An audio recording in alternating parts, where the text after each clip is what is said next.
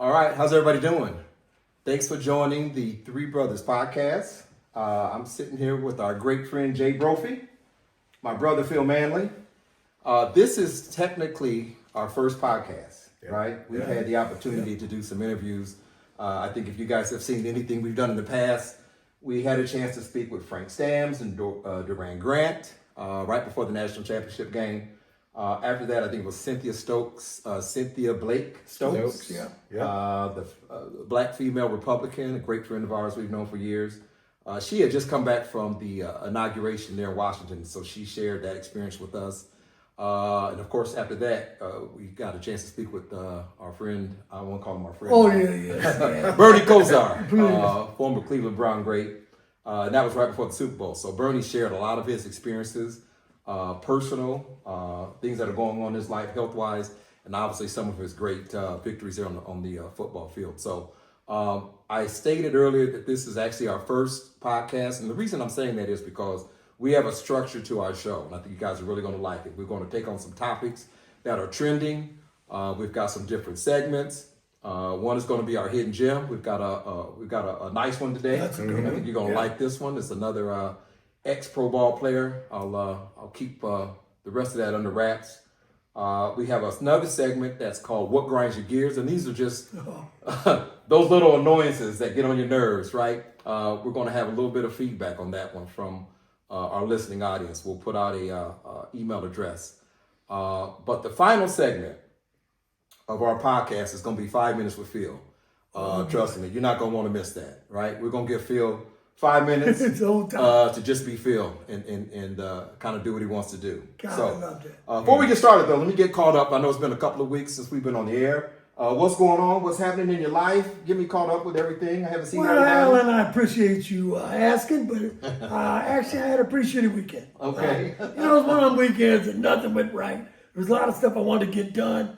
Didn't happen. It kind of mulled along a little bit. But you know what? I had a great day today, so much better. So quite simple for me. That was about it. Hey, I've been cussing my friends out for talking to me about how wonderful the weather is in Ohio. Because this stinks, man. 6 weeks of nothing but under 32-degree weather is just crazy. So I've been in the house. We just got in December.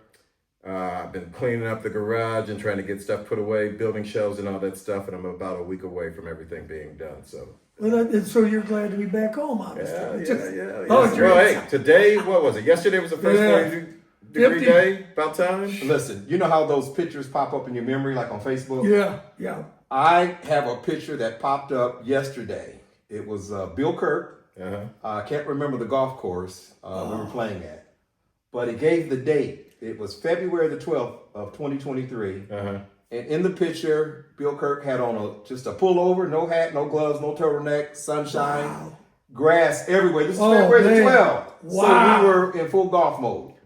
And so I'm telling you, this particular winter is not normal. Indicative. It's not indicative of what we've had over we play easily 10 months out the year. Yeah. Now it's not ideal weather. I mean, it's high 40s, low 50s, but we'll take it. I'd take that any day. Yeah. That's like 70 right now. Yeah. So anyway, as I mentioned earlier, we got a lot of topics, man. There's a lot of stuff going on. So we just want to get at it right away. Yeah. Before I get started and we jump into these topics, let me put out our email address. The email address is the3brospod@gmail.com. So the 3 bros, that's BROS pod @gmail.com. And it's the number 3. The number 3. Thank you for that. So get at us. Let us know what you think of the show. If you have any ideas, certainly when we go to this section on what grinds your gears, we will welcome your experiences on those little annoyances that seem to bother us from time to time. And we want to read those live on our future shows. So definitely, get in there and express yourself. So right off the bat, the first trending topic I want to talk about is our girl Joy Reid. Not a good week for Joy Reid in MSNBC. So I want to read a couple things real quick. Joy Reid just won 2 NAACP Image Awards for Outstanding News and Information Series. She won a second one for her book, which is Medgar and Merlis, the Medgar Evers story. Basically, it chronicles the assassination of civil rights leader Medgar Evers back in 1963, and it talks about how his wife Myrlie, kind of picked up the pieces and moved forward, and kind of established herself as a civil rights icon on her own. They didn't give a clear reason for the dismissal of her show. I know the ratings were a little bit lower this time than February of 24. As were everybody. Yeah, Yeah, that's exactly right. I attribute that to news fatigue. Right. I mean, we had that grind of the election. I don't know how many months, the build up, then the actual election, watching news, on the hour, And the depression that followed. and the depression Right. that followed. Yeah. I still have not gotten back into my normal news cycle. No, so me neither. I would attribute part of that to some of the ratings that were a little bit lower than normal. But my question to you guys is, relative to MSNBC, do they have the right to reshuffle what they call do a program overhaul, or is there something else to this downsizing? Well, I think they have the right to do all that. How they did it, who they did it to. You take the black journalists off, you move the Asian journalists to a different thing, Right. Or a different time or whatever. To me, I'm calling bullshit. I think what it is, wouldn't it be ratings or anything else? I think the new leader, Cutler's her name. Yeah. I think she's looking at Rebecca going, Cutler. yeah, we can get rid of them, and when we appease Donald Trump enough to lay off us and let us do our thing. I think we're becoming that weak that we are afraid to be too controversial. And Right. Elon Musk and all this going on about cutting things off or not letting us do things. I think it was just a quick decision like that because you saw Trump weighed in right away saying that, that was a great move and getting rid of the rest of them because it stinks.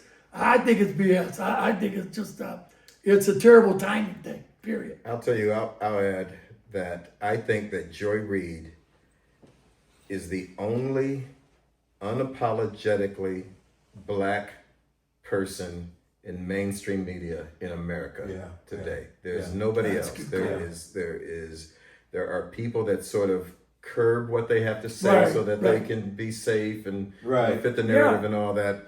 Joy Reid just doesn't care. And as you know, when black people go to work, for the most part, you got to learn to speak another language. We're pretty much. We call that having your office voice, right? Yeah. Exactly.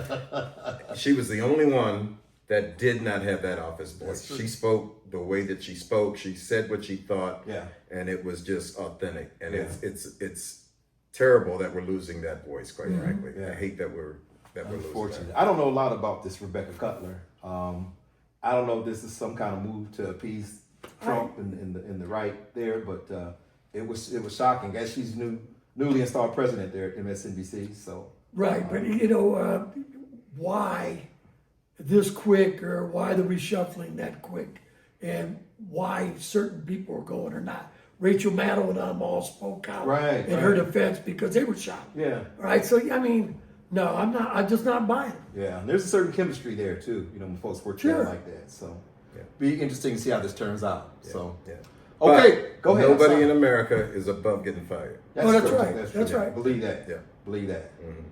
Let's move on to our next topic. Elon Musk. Elon has been in the news. I can't believe this email that he sent out. I thought it was a joke when I first read it. Sent out an email to over 1 million federal workers, basically asking them to explain what they did on their job last week. Failure to reply resulted in an immediate termination. And if your answer wasn't credible enough, there were other circumstances to deal with. Give me your take on this. I've never seen anything like this before. My opinion is we no longer live in a democracy. Yeah, and so we have what I would consider to be an oligarch in Elon Musk, not elected. He just happens to have a ton of money. And so it gives him the power to make the decisions that he's making with regard to other people's lives. But there is no rationale for being able to do something like that. Trump gives him the power, so he has the power. And quite frankly, he's doing what he's doing right now, but it just doesn't make any sense at all to me. Go ahead. I mean, I've never seen an unelected person Well, that's what with I'm this saying. kind of power before. That's my issue is we're throwing the Constitution out the window. All right? I don't know if it's part of the plan or not. An unelected official who is from apartheid South Africa who then has a Canadian citizenship, comes to the U.S., and just because he's a billionaire and owns SpaceX and does all this, he knows how to cut the fat from every job in the country and every way of doing it. Now he gets the keys to the White House, and it's carte blanche. Basically, Elon, where do you see the problems at? Now, a billionaire's opinion on what is fat or wasted stuff has a lot different than the average man, average income people that rely on everything he's throwing out or getting rid of. And again, he's not elected. He's in the White House in the Oval Office meeting with one of his 17 children on his neck, bouncing around the room, and I'm going, it's just like a clown show. And again, I'm asking all of you who are watching that are Trump fans. I don't hate anybody that voted for Trump, don't get me wrong. But I'm asking you, does this make sense? And is this acceptable to us as a democracy? Because Phil, I think you said it right there. This is no longer a democracy.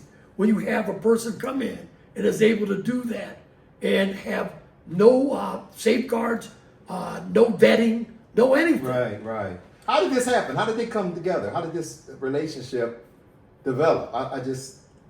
It's like one day I turned on TV and they were best buds. Like, Trump respects money and power. Yeah, absolutely. That's pretty much it. yeah. And so I don't know how it budded from there, but Trump's goal is greed. Elon Musk's goal is greed. But rarely has Trump allowed someone to outshine him, and he's given this guy, Well, carte blanche to the White House, to the Oval Office. Yeah, I think that Trump has a admiration for people that he sees as superior to him. Same with Putin, and certainly everybody, well, not everybody, but most people, most clear-thinking people think that Donald Trump is Vladimir Putin's bitch. Right. I do, for sure. And so Elon Musk, whatever billions of dollars Trump has, Elon Musk has that 50 times over. Right, no and doubt. so Trump has a healthy respect and regard for that. It shouldn't be, but money equals respect. I came from D.C. Daniel Snyder used to be head of the Redskins. Yeah. It used to drive me crazy when people talked about him. They would call him Mr. Snyder. Where did you earn that title, Mr.? Because he wasn't good at anything that he did. He wasn't a respectable individual. Yeah. But if you've got that kind of income, automatically that title seems to follow you. And so, for some people, they look at what your balance sheet is to determine your worth as opposed to who you are as a person. now one thing I think that could happen though is if Trump's ratings start dipping, because Republicans even are upset in states with all these cuts coming, because their constituents are getting affected. All right, so if his Trump ratings start dropping a bit, watch for him to get Elon out. He'll throw Elon under the bus if he has to too. That's the way he is. And again, I'm not mad at anybody, all right, about this Trump voting or your person. I want someone to explain to me how we've gotten to be all of a sudden the worst country in the world. And boy, we've got to become great again because we're terrible. We're so terrible that we allow a billionaire to go in with the keys to the house and go just cut all the different areas and say we're getting rid of it. To me, you're getting rid of democracy because you're looking at becoming a Russia, China, place like we want the more dictatorship kind of rule, and I think that's what he's going for. And again, call me crazy for that. Tell me I'm wrong. Please tell me, because I don't understand. Let me add one thing. We've been watching all week all these town halls in all these Republican districts where these people who voted for Trump are now jobless. Right. They got fired for no reason whatsoever, and they're going crazy. I And- wish I felt bad about that. Yeah, well, Yeah, you know right. what? It would be funny if it wasn't so unfunny, but I Right, agree with right. you wholeheartedly. But this is exactly what we were trying to tell these people. He told you who he was. Yeah. Exactly. Yeah, he That's told you who he exactly was. right. Yeah. So, tough. Okay. We've been talking a lot about money, so let's get to this Ukraine deal. I read as of today, the U.S. and Ukraine have come to terms. They did not lay out any of the details. If you guys read up any of this, you know anything about the details of what the ask was from Trump to Zelensky, or know anything about that? Here's what I thought about when I heard this. First of all, Trump shaking down Ukraine for money with the expectation that the United States will continue to defend them against Russia is like a bully picking on a little girl in grade school. You seeing that happen, and then you walk up to the girl, ready to protect her, but before you do, you ask her, what's in it for me? Yeah. Does that make any sense at all? I'm just laughing because I'm thinking about 5 minutes of field. And So, Are you kidding me? so it drives me insane. And people have to see this. First of all, he said that Putin, or that Zelensky was the aggressor in the war. Right. It's a bold-faced lie. Yeah. Watching, Face the Nation and all this stuff over the weekend, literally, no Republican would come out and disagree with what Trump said with regard to that. Yeah. It's clear that he owns everybody that is Right. in the Senate or in Congress.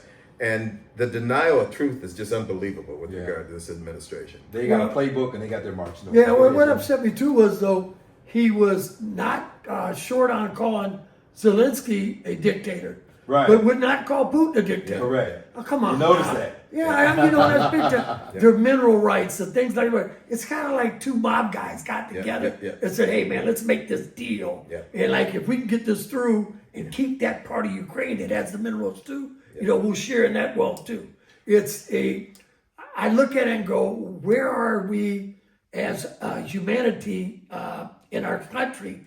How does it look for places like Thailand when China starts to make its move and say, hey, we can take over Thailand? Does Thailand believe our support will be really behind them? Right. If we're seeing this happen now in Ukraine, there's things like that I just don't think people are looking at, or obviously don't care about, or know about. But again, like I said, email me, holler at me, tell me something, because I'm lost. Well, how do you think this ends? I mean, I can't see Putin pulling back on his assault against Ukraine. I mean, Well, let me add a couple of things. First of all, just because Trump sucks doesn't mean the Democrats are knights in shining armor. Right. They've made a lot of mistakes also. And with regard to this war, I don't know if it was a mistake, but the calculated decision was for Ukraine not to lose this war. Right. It never was for them to win it. Right. All they did Right. was give them enough money, enough To armaments sustain. to not lose. Yeah. And so, it's just, it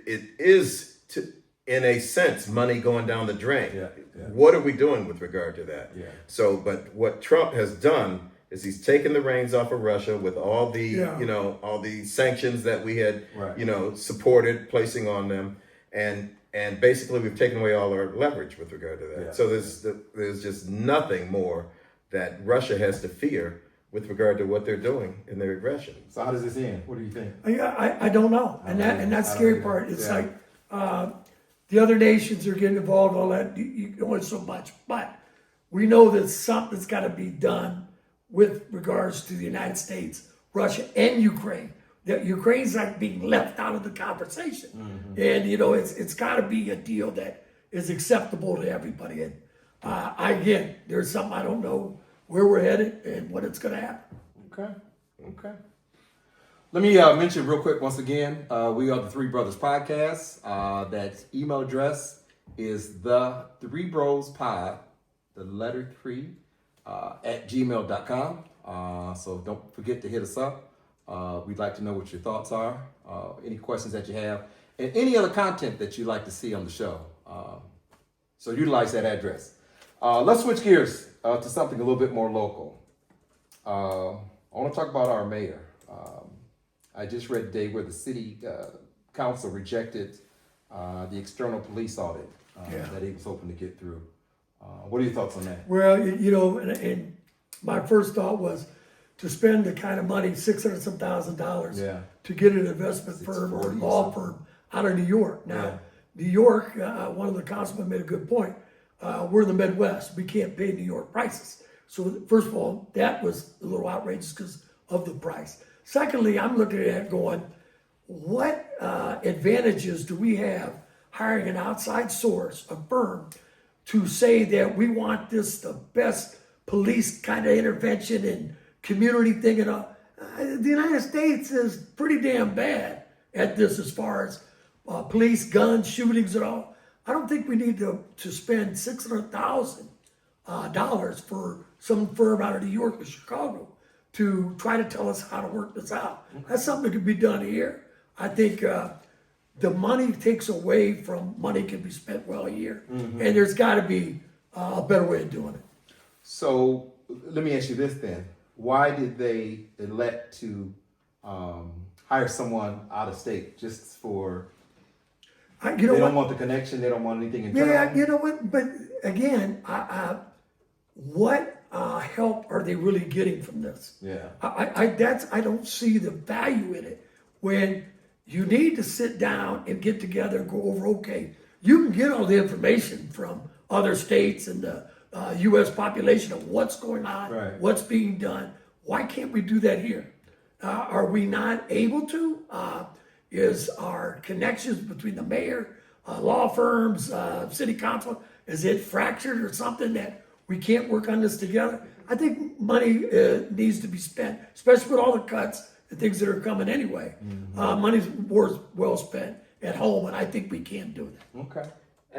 I think one of the problems that we have in society today is you can't just address a problem with a solution. Yeah. You have to address a problem with a set of circumstances that will be accepted by whomever it is that's going to evaluate you while this solution is working in place. I've never seen a consultant, an external consultant, come in and fix something. Never seen it happen ever in life. So I don't know why we think that it's going to work here. And listen, I haven't lived in Akron a long time, Right. but I've seen this type of scenario on a number of occasions. I've never seen that type of scenario work. I think there's some internal pressure because of the police shootings and, Yeah. and the need to at least present that Yeah. we're But taking action. that's Get my something point done. exactly. It's Yeah. the optics, but the optics The don't optics. solve the problem. Problem, It just that's makes it right. look like you're Right. working on solving the problem That's right. while Right. you try to figure out the problem Yeah. or the solution. And I think there's some division between the mayor's office and city council There's gotta anyway. be, I don't yeah. think there's the harmony that you'd like to see. But that, I think the only way you do that is by working those things together, for we can come to some kind of agreement. So we aren't saying, well, the outside source had to come into it. Man, let's fix within somehow. But again, that takes everybody being involved. Yeah. The other thing that I would say is that we are so adversarial with regard to politics these days Yeah. that Oh, for yeah. everything that we are trying to do or anybody's trying to do, there's somebody on the other side of it trying to make it fail or trying to make it look as bad as possible. Yeah. That's right. It's That's just right. Everybody's got an yeah, agenda. yeah. Yeah. Messy. Speaking of messy, what do you guys know about this Akron School Board? The investigation of Superintendent Michael Robinson. It's been going on a few weeks. In fact, when Cynthia Blake was on, that was one of the things Yeah. she talked quite a bit about. Right, and that's been how long ago? Oh, All right. You know, 3 or it's 4 been- weeks or so? Yeah, so all right, that's been weeks. Now, we hear that that's ongoing, but they're not coming forth with some of the things that are being said in the meetings or anything. Right, else. right, Well, right. there's public meetings. Right. Why aren't they sharing that with the public? The executive sessions that they've had, and they are not sharing details of these executive sessions. So, And again, that's, I hate to be like the downer guy on here, like I'm just bitching about everything. And feel free to email me and tell me that, because I really don't care. But it just doesn't make sense. Yeah. If this is a public forum in here, let us know what the hell is all going on. Yeah. Because we can't find out what all's going on in this investigation because it's behind doors and we haven't got any input to it. Yeah. Doesn't make any sense again. I don't know all the players involved. I know that the superintendent has advocates, and then there's the board, but I don't know who the members are and what team versus what team, and I don't know who's on what side. I guess is what I'm saying. But clearly, there's it's very, very messy. Yeah. And it's gone on for a long time. Well, the thing that Stokes said was that, there was definitely a group that was out there determined Yeah. to get this guy. She out knows of who they are. office. She didn't say any Yeah, names. yeah, but yeah. she knows who they are. Right. I actually got a text from her today pointing me to that article that was in the Yeah. Daily Speaking Journal. So it was one of those deals where she was like, okay, this is what I was telling you. Yeah, well, transparency. We talk about that a lot, but this is a public forum meeting. I mean, Right. I just don't. Again, Yeah. Different agendas. yeah, But again, and when we talked to her, I think I said this, anybody can be accused of something. Correct. Right. So, but let's get to the bottom of whatever it is going on. For If the he judge. did the things that he said, if they are as bad as people seem to, or some people seem to believe they are, then let's take whatever necessary And all I've action. heard is Right. conduct. Yeah. I have not heard Yeah. anything specific, and I don't know if if that's a violation of rights to be detailed about it. But Nope. I don't know the truth or Yeah. the accuracy of any Right, that's it. of anything that's been said today. Yeah. That's, something a little bit lighter. I kind of chuckled when I saw this. No. Stephen A. Smith for president. oh Have man. you heard that? Yes, I have. I mean, Yes, I have. Phil, you want to touch that first? This is my political. I'll tell you. Here's what I thought. First thing, let me give Stephen A. credit for saying that he is not qualified for the job. Right. Okay. So well, he said Yep. if there was enough interest, he'd consider it. yeah, which is Yeah. scary, Yeah. quite frankly. Right. But he Well, ain't the guy. Trump But, may have said the same thing. Yeah. Years ago. But he Go ahead. is. And so I guess my point is, what is the qualification to be president of the United States? Is it? I know what it used to be. Yeah, it ain't having a clean No. criminal record. Nope. It's not having sexually assaulted somebody. It's not being a compulsive liar. Yeah, right. And so what is it that makes somebody Interesting. eligible for this role? And I think, quite frankly, it's popularity. And Yeah. that is what Stephen A. had. Well, you remember when I think it was Gary Hart was running for president, and he had a picture on a boat with a lady sitting on his lap and drink. Monkey That wasn't his business, I wife. think. Yeah. He was done. Bye, out of here. Right. He's Yeah. not qualified. Right. Bargain. Yeah. No, it doesn't matter. Yeah. There's Changed a little bit. It doesn't at yeah. all. But I think by saying that Stephen A. Smith, it sounds kind of funny, but it's because who is out there to challenge? Mm-hmm. Who is speaking up right now? Who is getting on TV and saying, hey, listen, this isn't right, what's going on? This is doing this. It's like we were talking about this earlier. It's like we had Biden out there as a pitcher. Yeah. President. Well, there's no one in the bullpen. There's no one to come in. Biden is a 4-inning pitcher. Yeah. Yeah. And we tried to run him eight Yeah. innings. I mean, Right. right. Great. Yeah, Great analogy, exactly. right. So Yeah. I can't really blame Biden, right? Right, no. Stephen A. Smith himself said the fact that folks would mention him or consider him for such a position Shows you. tells you the state of the Yeah. Democrat, because he said he would be a Democrat. He said that tells you the state of the Democratic Party, that I would be mentioned as someone to be considered for the position. And since he said that, have you seen anybody step out and say, oh, now, we have qualified people we're looking at?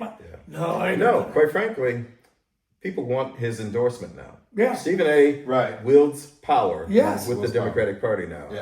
And I don't know if this happened today, but I read this today where he was interviewing Hakeem Jeffries, and Jeffries brought up January 6th from 2021, and Stephen A.'s response to that was, when are the Democrats going to get over that? Now, to me, that is a clear indication. And again, I have great respect for Stephen A. He's That an hurt. I'm not gonna lie. outstanding. That hurt though. He's an outstanding sports journalist. But that question, when are you going to get over the attempted coup on the government of the United States of America, like we should be past that, Right. is just a signature moment for somebody not to be considered for president of the United States. Right. Yeah. And so, it just grinds my gears. Quite frankly. But now that's the thing too. That was the deal breaker over anything, was January 6th for me. And I mean, how we try to justify that in any way is wrong. It's just wrong. Well, part of the Democrats' game plan in this past election was just highlighting those those areas. Those areas, right. Trump's downfalls, Trump's missteps, instead of Racial, anything. instead of being on the offensive and putting out your own game plan. That's you're right. Exactly right. And so we see what that got us. So here we are, right? And Kamala, God bless her, she's a weak candidate. I mean, she had a wonderful debate against Trump, but she refused to go on Joe Rogan. She did that crap with Al Sharpton. She was a careful candidate as opposed to somebody that Right. threw caution to the Yeah. wind and just said, I'm going for it. And we needed that. You know, we that's needed that. exactly We needed right. an Well, aggressive person. You know, it was like your starting quarterback got hurt in the Super Bowl. Yeah. Right? We had to Yeah. put our right? Right. That debate with Biden and Trump. I mean, when Biden looked like he just saw a ghost. That's the worst thing I ever saw. Oh my God. So that's when Kamala was born. I know she had run before. But you texted all through that. I don't know if you remember that. Yeah. No, yeah. But you know, It was but you know what? But the best thing, the Democrats need to come out and go, oh, they killed it. Yeah. You know, he was Oh, great. yeah. Wait till the next one. You know, lie. People let's say that's going on. Listen, But the Democrats were going through their crickets, Rolodex. Man, Like, wait a it was minute. crickets, man. They were we gotta doing- get somebody Biden else. started saying that he would beat Trump in golf. That was just ball game.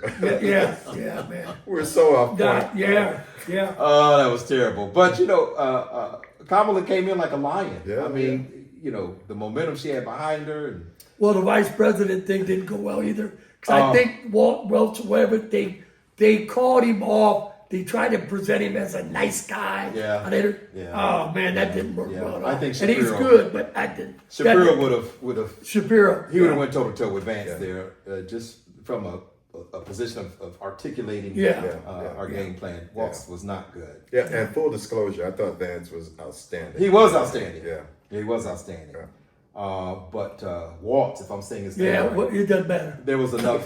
There was so much attention highlighted on his. Yeah. He just the optics weren't good. Yeah. No, and he I was think a folksy, likable kind of a guy. And he's done great in A Minnesota Middle America guy, but for he- healthcare, everything in Yeah. the state. But they made him like just Mr. He didn't Nice do well. guy. Yeah. He was like that uncle you knew that. Right. Yeah.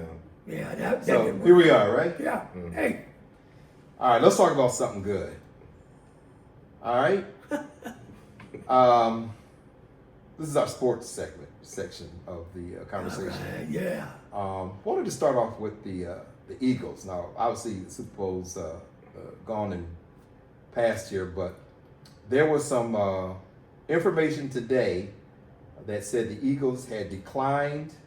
Well, I guess they hadn't been invited, but they said if they were invited, that they would decline going to the White House. Did you guys read any of that? I've seen both. I saw earlier, before that last post, that they declined. Right. That they were waiting on an invite from the president. I don't think that invite's coming.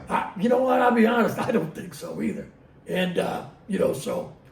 They didn't go the year Foles quarterback, though, right? I don't think No. they did. Yeah. No. And I think that was 18, and I think Trump was president then. Yes, Yeah, he he was. was. Yeah, Yeah, I he don't. was. I don't see an invitation coming. No, Trump, he's talked down football so bad, and the people, whether he shows to a game or not, about football players, he has a grind, axe to grind from years ago with the USFL and all, and the NFL. Right. So He wanted to own Buffalo. and right. He wanted to, yes, the owner shut him out. yes, and he's got it. So I don't see him seeing any value of them coming to see him either. So, I can tell you there's no way Trump would invite somebody yeah. if he didn't already know they were going to Right. accept the Right. invitation. That's a good point, So too. he's not Very doing good that. point. Exactly. Yeah. But that invitation. not Philly, coming. and I think we just heard this today, that Philly said, if invited, we're looking forward to going. Right. Which I would have bet $1,000 that there's no way Philly's going to the White House. Right. But Right. it really opens the door for Trump to say you're not invited. Right. Yeah. And Right. it looks like he was on the offensive on this. Yeah. Right. Yeah. Let me say, just so you know, I love that Philly won. I think Kansas City and the refs all season, quite frankly, for years, Kansas City's been getting the benefit of calls that are ridiculous. A la Tom Brady, when Tom Brady was with the Patriots, getting unbelievable amount of calls. yeah. And so I Tucker, love, worst call in the history of football. Oh, my God. Worst Yeah, in the yeah, history yeah. of football. The ex-ball player in me at that level says, no cheating. No, none of that. Calls fall your way. Oh, they balance out. They balance out, yeah. Tucker, bro, come on. Balance out. yeah. Well, I think No, the national and that was championship game, wasn't the Miami championship game? There was a call. There's a couple, That was Miami's way. you're right though. Talk That's to a right. couple Yeah, other, that's couple right. other things like Tucker. Yeah. You're right. Those things need to be ousted. Yeah. But some of the calls, I don't know. And then But there's a lot of bang But that's bang. my prejudice. Yeah, there's a lot of too, bang bang though. calls. But I speaking of that real quick, that tush push. Uh-huh. Like you made a comment a long time ago, this ain't rugby. Yeah. And that's what I feel like too. My thought on that is, that's great that The quarterback, is so big and strong. Right. He can power him behind that line. Yeah. He don't need no pushing. Yeah. But now you're asking pushing. Now both sides are doing. Well, See, I love the tush push. well, in the whole day, I tell you what we did. I'm gonna take someone's goddamn knee out. Let blow his knee out. Let's see if he's gonna run again. But that's your But mentality. it's man against man. No, It's just all that but mass not- moving. And, with just the quarterback, absolutely. No, But no. But when you're running a 250-pound back up his ass and pushing him even more, no. but you got linebackers and safeties that Yeah, can come and push but- the defensive line. But then go play rugby. Kick the ball out a little bit, Owen. Let's see if someone else can play. Well, let me ask you this. Because I think this Okay. is what's happening. Why? I Go ahead. think they're going down the field and doing this on short yardage. Right. I mean, the whistle takes too long to blow. If people are up in there and they're still pushing, they let it Yeah. go. They Yeah, can't tell if the ball's down or it's just a massive but, body. but Yeah. they're going back and forth like down the field and everything stops. Yeah. Sooner or later, like I said, Yeah. I'm flying in and I'm hitting Yeah. someone. Listen, Hurt couldn't fall if he wanted to. Right. You know Right. you know what I mean? Yeah. It's It's a massive body. Yes, exactly. Yeah. And I don't know how they spot the ball. But why are they so good at that? Because they've got a I mean, center. I don't know if they they've have got the a- biggest, strongest line in They've got a football. well, they do. Their Why are they so center, good at that? center and guard are great at covering ball doing that. The one left guard is very talented, big. So is the right one is a good one. They perfected it and Hurts. Let's face it, he squats 600 pounds. Yeah, he yeah. is a strong ass Yeah. back. Did you see And Buffalo they try choose that the with right- Josh Yeah, Allen? but- And he got all hung up. Yeah, on but Josh Allen was like trying to go Bad over spot what's- on the play before that, too. Yeah, it was. Yeah, it was. You're right. Yeah. Against who? But they tried to go. Exactly. But, man, it's just gotta be. But they tried to go over the left side every time. Right, right. Well, as a film watcher, we're watching going, shit. We just make sure our right side blow everything up Yeah. because he's not going left. Yeah. And they did So- the same thing, but he stayed tall and did that too. I didn't like the way they ran. So as a defensive player, let me ask you this. I know you're a linebacker, but does your defensive line, when they line up for the tush push, are you submarining? Is that You what got your to. line does? You got to. Take the legs out. Pretty much so because And then the next level comes up and tries to Yeah, make because no contact. man wins. All right, so Right, right. if I'm trying to stand up and battle that, there's double teams. You're getting bodies in the body. Worst thing you can do is stand up on a double. You get blown out or Right. pushed back. So yeah, everybody's trying to go low Yeah. and spirit in there, and then everybody else come over the top. I don't see how they move though. I mean, guys are like laying down. Yeah, How do you advance the ball? if someone lights a fire under your ass on the floor and you're laying, I'm telling you, you can move. You gonna move? You can It's a move. lot of mass. It's a lot of mass. It's a but, lot of mass. But it's worked on, so you work that. But you're used to. They used to call it crabbing and stuff. Yeah, going right. Man, if you get down and get on your knees and like diving, Right. you can move your I'm body. telling you, I like the tush, but you don't like it. I don't like it. You don't at all. like it either. No. Do you like remember? This is back when Peyton Manning was playing, but he was a master at getting to the line of scrimmage and calling a play. Yeah. And getting the ball snapped before the defense Correct. could get off the field because they Right. were making substitutions. Right. And they would do that, 3rd and 4, 3rd and 2, whatever. And they get these automatic first downs because there was too many men on the field by the Right, defense. right. It was legal, Right. but it wasn't football. Right. And they finally outlawed that. Yeah. You know what I mean? Yeah. If Offensive, if they sub, Yeah. referee will Yeah. stop. Right. The only thing about that is, and I've noticed this, so the offense makes a late substitution, Yes. hoping that they can like trip up the defense. Right. And the defense, the referee will Whoa. stop and let They got a that little. huddle clock is still running. Yeah. And I've seen when they've had 5 seconds to snap the ball. Well, but that's the risk you take in trying to run that, and the defense has to be allowed to substitute. Yeah, So there's rules, and they'll adjust it. But the tush push for me, the only problem is I see it more out in the field with players and running backs being held up, and then everybody starts coming and pushing one way or another. And to me, it takes too much time. You're looking for getting someone hurt Yeah. like that somehow anyway, because you got a lot of big bodies falling each other, Yeah. and people are going to start getting tired of that Yeah, shit. yeah, I'm telling you. Yeah, and every team now, Philly fans, I'm sure love it. Yeah. Everybody that plays Philly hates that. Yeah. Yeah. Tell I'm you. fascinated with that. Yeah. I can't. I don't mind a quarterback sneak, but when it gets to everybody pushing, again, Yeah, I just can't I'm stand it. not- yeah, It just isn't what football was intended no, to be. I agree with you, Phil. All right. Okay, Al, any other disagreements? Well, I got to talk about my Browns now. Oh, Jesus. All right. Well, there'll be a couple there. Now, let's go.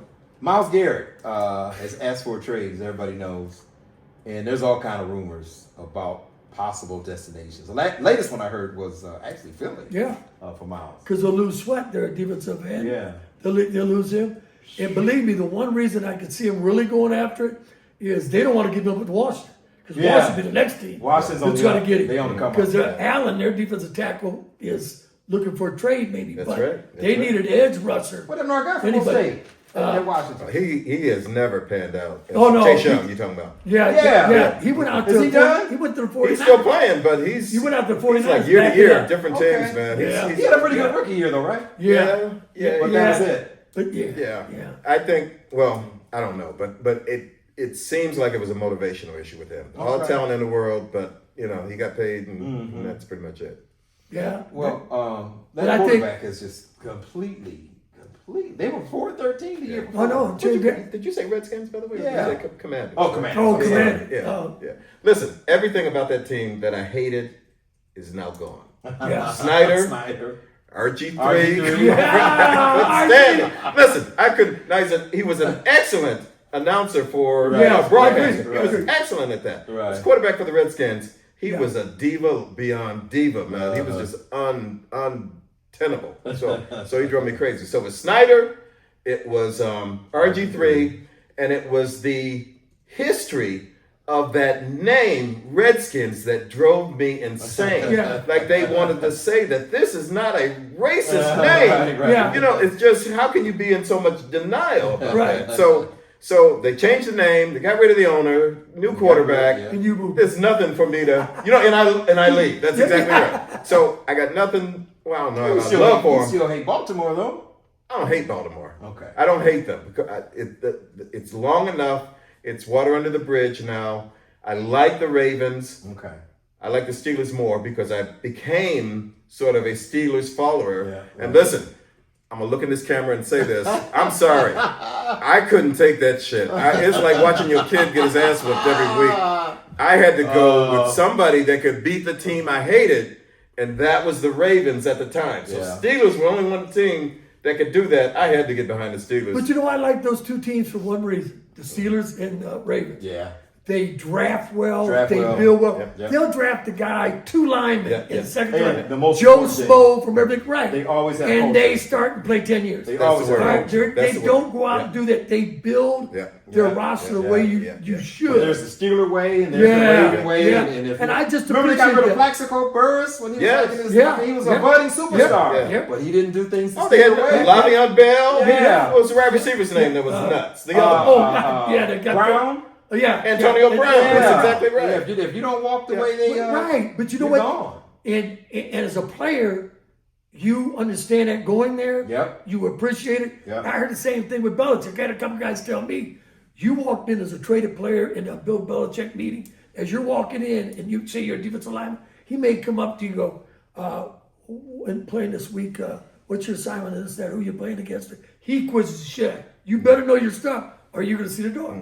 This is the way we do Culture. it. This is the way we practice. Yeah, and you see guys like Randy Moss that were so-called problems. Like he goes and has an outstanding career. Yeah. Guys go in and know what they want. Say, hey, this guy just wants us. If you hold them to account, Right, it they'll will do it. produce. Yep, Yeah, yep, and we'll win. Yep, And yep. I don't have like a hatred towards any of that. But and going that back, is the Deshaun Watson debacle is the definition of a lack of culture. Yeah. There's just there is nothing. Well, the worst example that I can recall is, and I don't know if you remember this or not, Romeo Crennel was the head coach. Mm-hmm. A little bit over his head, he was a good defensive coordinator, but not much of a head coach. But we had Braylon Edwards, and it was the week of the Ohio State-Michigan game, and he said no one is to leave to go see that game. I guess they were in Columbus. And what did Braylon do? He took a helicopter. Are you He kidding? went to the game, and he was late for like a practice or a meeting or something. And Romeo Crennel sat him for the first offensive series. right. Yep. Right. See, that's No, what that, right. I never forget that. No. And that's typical of the Cleveland Browns, right? They just Right. having that You think real quick with the Browns with what's his name is quarterback in Tampa right now. Baker. Baker Show. Now here, this is where I thought they went wrong, or he went wrong. He was immature and he was getting all the love, the commercials. He hadn't won a playoff game tonight. Here's the point it got, and I talked to some insiders up there and found out that they just said that's Baker. Baker's a powder, whatever he did right. Yeah. They beat Detroit. And they luckily did. But Baker didn't have a great game. He refused to speak to the media. Really? Because it was Baker. Because I didn't have a great, I'm not talking. Man, dude, you're a young buck, supposed to be a leader in that locker room. He was not. Now, give him his props, whatever he's doing in Tampa, God bless him. But he wasn't getting it done here. And he wasn't. People were not happy in that locker room. I think in Tampa, Baker played up to his potential. He's not a bad quarterback. No. But I saw in him what I believe the Browns saw in him, in that they saw his ceiling. Yeah. And I think the Browns with Baker would win 9 games, 8 games, 10 games. But I don't know that we would ever advance any more than the first or second round past the playoffs. We would compete for a spot every year, but I think the Browns had a bigger vision of where they could go when they had Chubb in his prime, Right. Garrett in his prime, Right. and Juco in his prime, Batonio, Conklin, all these guys in their prime. I think that's a great They point. just needed that quarterback to take them over. My only problem is I look back at, remember when the Ravens won with Trent Dilfer. Trent Dilfer, Dilfer, yeah. right? Yeah. What did he tell Trent? Don't throw the ball away Right. too dumpster. Right. Yeah. We got a great defense. We can run the hell out of the ball. Baker Mayfield. The problem with Baker was, and this is why I heard from the inside, was instead of just running those boots and hitting the wide open guy, short guy, he won't go this way. Right. He wants to do his thing. He wants to run the big play. I think they You saw guys across the middle wide open. Yeah, and you had Baker right. looking down. Remember, And- who was the dude that had his father? The one-hand catch guy. Odell Beckham. Odell Beckham. Yeah. But you know what? Oh, that But was here's brutal, what kills bro. me too, though. They're playing Green Bay or something. They run all the way down the field. All the way down to the 1 yard. Yeah. So all you figure, give it a chance, let him run Right. the end zone. They fade to Odell, pass here, get third down. Oh, let's give it a jump. Right. They smash him in the Right, back. right. I mean, Right. the stuff they do. Well, we got to stop. I got to stop because Hey, here's the irony, though.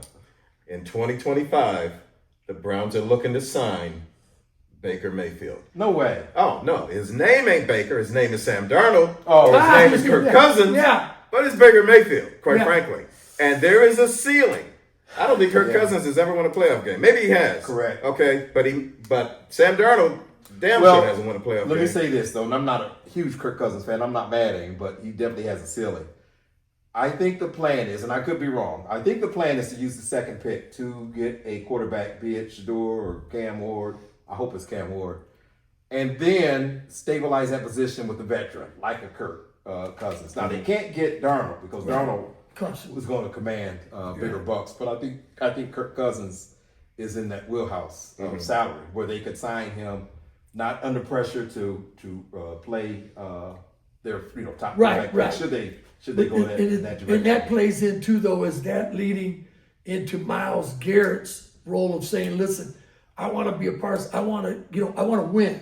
Now, if we're going to bring in a quarterback, a bridge quarterback, and a rookie and stuff, I think if Myles looking at it going, my time's numbered, man. I got to go. Now, here's the deal, though, is you got to finally face reality.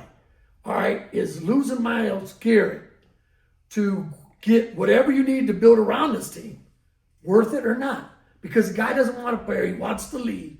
And I'm looking at it What's going, they asking? I have not heard. Are they asking for a couple of ones? well, you know what? are they asking? I would ask for the outrageous I can get. right. A couple ones you're not going to get it, Right. but maybe you're 1 or 2, whatever. But they got to look at it too. Chubbs is what, 6, 7 years now. I'm telling you, running back, Broken foot. broke Two of those knees, These- man. I'm sorry, Chubb's guys. window has closed. Right. It's just you're not going to run him for 1,000, 2,000 yards. Correct. That's not going to happen. Yeah. You got rid of your other backs that were running the ball well. Yeah. Kareem Hunt, and them, Hunt. and it goes and gets into a championship game again. Yeah. You got rid of them.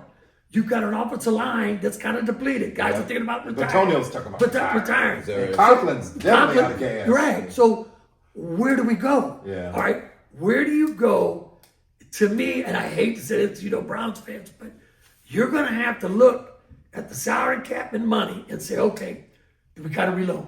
Do we get some draft choices? This is what scares me, though. You tell me the last time the Browns made a move that was just absolutely fantastic from a. I don't want to say Jim a Brown draft. have an opinion about it. Can we use movies? Yeah. Yeah, I Because you're what right. Kevin An Costner example did is was what the awesome. Cat- Yeah, right. Look at what the Drafted- Cavs have done and how No. they drafted and the free agents they Awesome. brought in. Absolutely. Like they're hitting. Right, they're hitting. right. Tell me some of the moves the Browns have done relative to drafting and signing free agents that you said, "Oh my goodness, what a crafty." Trying to move the stadium. I mean, I don't. So all those See, things that's a- that they need, Yeah, I'm saying. Cleveland's not a destination. no, Right. and they're not. That's what I'm getting to. It's like Myles Garrett, God bless him, get what you can for the guy until he's down here and goes all of a sudden, my hammy hurts, man.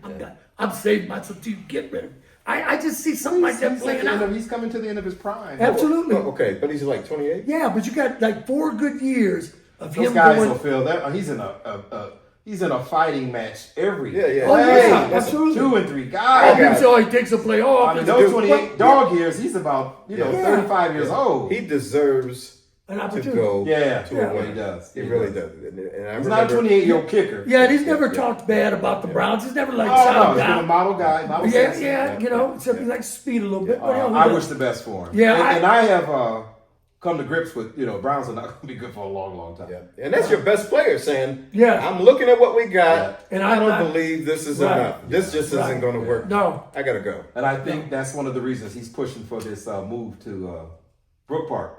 Yeah, absolutely. Right? New Yeah. place. New place. Indoor facility. Yeah, right. You're trying something. Yeah, they you know. They know what's coming. But yeah, I think it not real good right now. Yeah. No.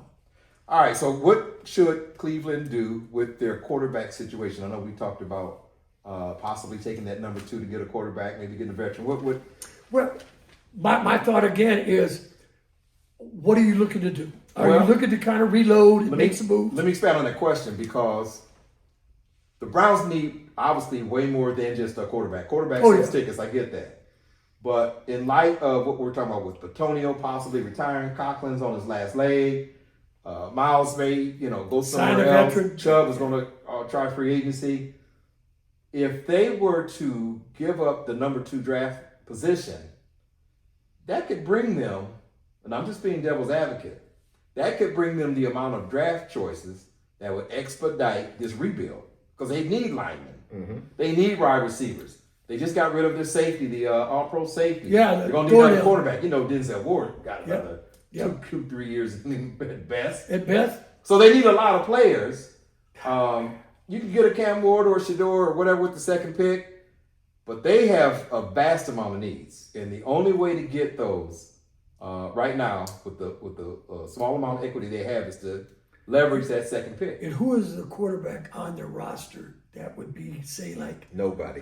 We can't go with that kid. No, What's you're his right. name? No, no, What's his it name? doesn't matter. DTR. DTR. Enough DB with done. you. I'm sorry. God bless you, kid, but it's time. God bless you, but I'm done Yeah, with no. DTR, bro. So again, Painful. you're going to have to sign at least a bridge quarterback if you draft one, so you can kind of build because you don't want to throw Cam Ward him out there. So we're not going to get into the Aaron Give me- Rodgers sweepstake and all that kind of crap. Now, I don't think Aaron Rodgers will be That'd any be a interest. nightmare. And he wouldn't want to come here. No, Yeah, he wouldn't absolutely. come here. Now, how much leverage does he have? Does he still have enough? Not much, Does he have but- any cachet with that name? Yeah, Where he can pick and choose where he I'm goes? gonna tell He you, can still play. he can still Okay. play. He can still He's play. going to find a block. So in the Like- right environment, Right. he could be. I can't think where that would Sir- be right now. yeah, I can't. I've heard rumors of Pittsburgh, but he doesn't seem to be a a cultural Pittsburgh fit for the person. Steelers Yeah. either. He would have to make that commitment, and I don't see that happening. Be honest. But I'll tell you, the Browns, and you brought this up earlier, it's culture. And Yeah. they need to do that first before they determine what they're going to do with any player or group of players. They need to fix their culture. Yeah. Because, Yes, and I'll yeah. tell you, the best example of this is that Watson played like dog shit when he was in the game last year, and Kevin Stefanski would not criticize him, would not bench him, Yeah. blamed everything, other. Circumstances. We didn't blame any other players, but he Circumstances. never held. I think there's more organizational structure than Stefanski, though. That's culture, though. Oh, no, it's definitely culture. That's what I'm talking Right, about. right. I'm not blaming Stefanski, Okay, but I'm saying, right. Because I don't blame yeah. Stefanski. Well, in part, he's complicit. In Yes, that. I agree. He's complicit in it because he did what ownership had him to do. I don't think I'm sure he thought about playing somebody else. Do you other than think? Do you think this couldn't do though it, and he too couldn't. that Stefanski was calling plays or whatever? But one of the issues I had, and you talk about culture, is look at the sidelines. Does anybody see like who's running the show? It looks like a difference from the defense to offense. The guy's not really being accountable. when that rookie kicker that time tried to run in the game because he said, you know, they want to kick it, we want to get it, they had the Yankees back. His ass would have never got off that bench if he was in the right culture. He'd have been 2 shits in the wind kicked out of it before he ever got up. And he runs out there like he said, I didn't see anybody going. You know, I don't know, again, culture-wise, man, it just, I don't see that look on the sidelines. I see a look of like happy when we do things right, apprehension when we do things wrong. Yeah. Because we don't know what the hell's going on. Yeah. All right. And- That's sorry to say. You look at other successful teams, just in terms of their play, and you can just feel their rhythm. You can just feel Yeah. how their offense operates. You know what I Right. mean? And I will give Kansas City credit for that, and Buffalo and other teams like that. Man, their offense just works. Yeah. You know what I mean? Yeah. I just don't see it. I mean, with Cleveland, if you get a touchdown drive out of them, man, it's like, you know, it's like you just, Boy, you know, you found lost treasure. Or something. Yeah, and you know what? It's so inconsistent. Yeah, are we really winning? Are we passing? What are we trying to do? Yeah. And I'm not saying we because I don't have a pro football team that I'm a favorite. Hell, I play for the Dolphins. They cut me. Screw them. You know, just no, I love you guys. But you know, but again, I played with Jets for me. Screw them too. But I just love watching good football. That's why I mentioned we saw that. the Pittsburgh and them team. Right, we did. But again, when your talent alone is doing that, it's going to catch up. Yeah. Because talent starts leaving, talent starts getting injured. And I think those are things that are happening. It all looked good from there, but as soon as the shit hit the fan a little bit, wow, it just start like regressing. The last 2 years when Watson went out, and first we had Flacco, right? Yeah. And that's when we realized we actually had an offense. Right, we right. saw guys throwing Yeah, 25 yeah. yards downfield. I didn't care if We you saw threw a wide open 37. offense, and Yeah. then this year with Jameis Winston. That slot guy we had from the Jets, I didn't think he was any good until Jameis took over. It started throwing You in know the what I'm talking ball. about? The number 8? I Yeah. can't think of that guy's name.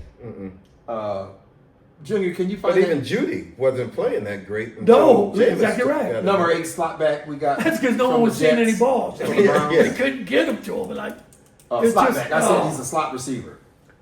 I can't think of his name right now. Well, they But, look they look under the quarterbacks look under duress because if you can't run the ball, you get so predictable. Elijah Moore. You know, Elijah Moore. Yeah. If you get How so good did he look predictable, with oh that? my God, Judy, everything started catching Right, the ball. right. We had drives up and down the field, Yep. but you've got to be able to have that happen, be able to do it. The run can set up the pass. The pass separate. It's either way, it's Right, okay. that's right. But when you can't do either, if you're Yeah. getting the run stuff and you're getting the quarterback hit, there's no hope. Yeah. All right, to offense. So as a defensive player, they're going, all right, we got to go out and make something happen. But every time they did, shit, the ball's turned over again. They're going the other way.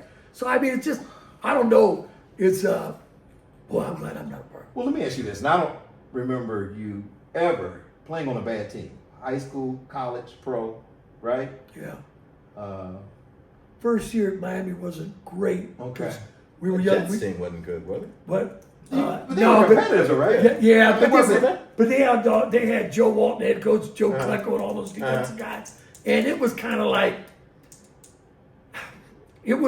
I don't know, it was good team, but not great. Okay. And it wasn't going to be great. Here's my question. Yeah, he was. He was good. How hard is it to play football on a lousy team? Oh man, Right? I tell you what. Now here's all right. When we were at the University of Miami, one thing Howard Snellberg saved us, but our freshman year it was tough because we'd go to Alabama, and this is all serious. We'd go to play in Tuscaloosa. You drive down like a mile to the stadium, and you think people are waving at you. There was an 80-year-old lady. She had to be outside going like this. You know, we go in and they're dumping cokes and stuff on our head as we come out of line. Really? Yeah, back in that. Yeah, and they throw coke. They're beating us by 30, and we're getting caught up in ice cubes and stuff. And they abuse us. We go to Texas, if you're in Mississippi State, we dressed in a barn. All right, it was a literal barn. And the people down there, they told us, don't go outside at night, whatever you do. Not in this neighborhood. Because they don't like it. And I'm like, and I listened. Because it was as redneck as you, boy, it was scary.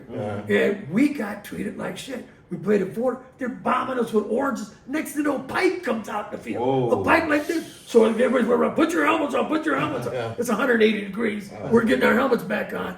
And you just got treated that way. we were playing Syracuse, and they were throwing beer on us up in the Buffalo Stadium. They're throwing beer on us and stuff. And my one guy, they had his Buffalo friends up there, said, bro, it's crazy. But I was there.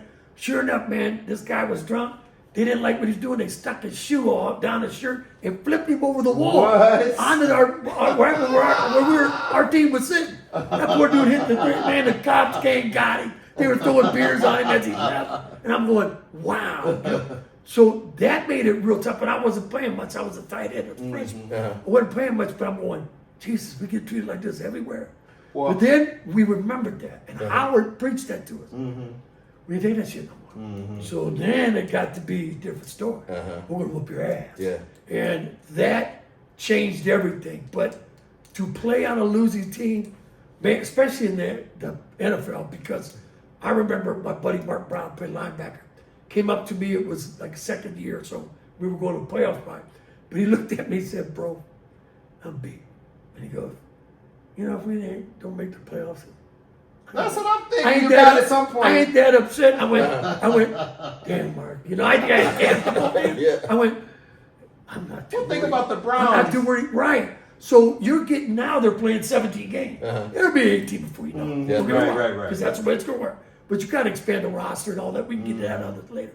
But yeah, to know that you're 9 games into the year and you're out of it. Yeah. And you got another Well, 7 in the middle of December. Yeah, you got another 6 or 7 to go. You're 2 and whatever. Now And it's you're- 8 degrees outside. That's right. Playing Now you're playing for your jobs, contract, yeah. right? Yeah. Contract jobs. All right. Okay. If I play well, I'm afraid. Where can I go?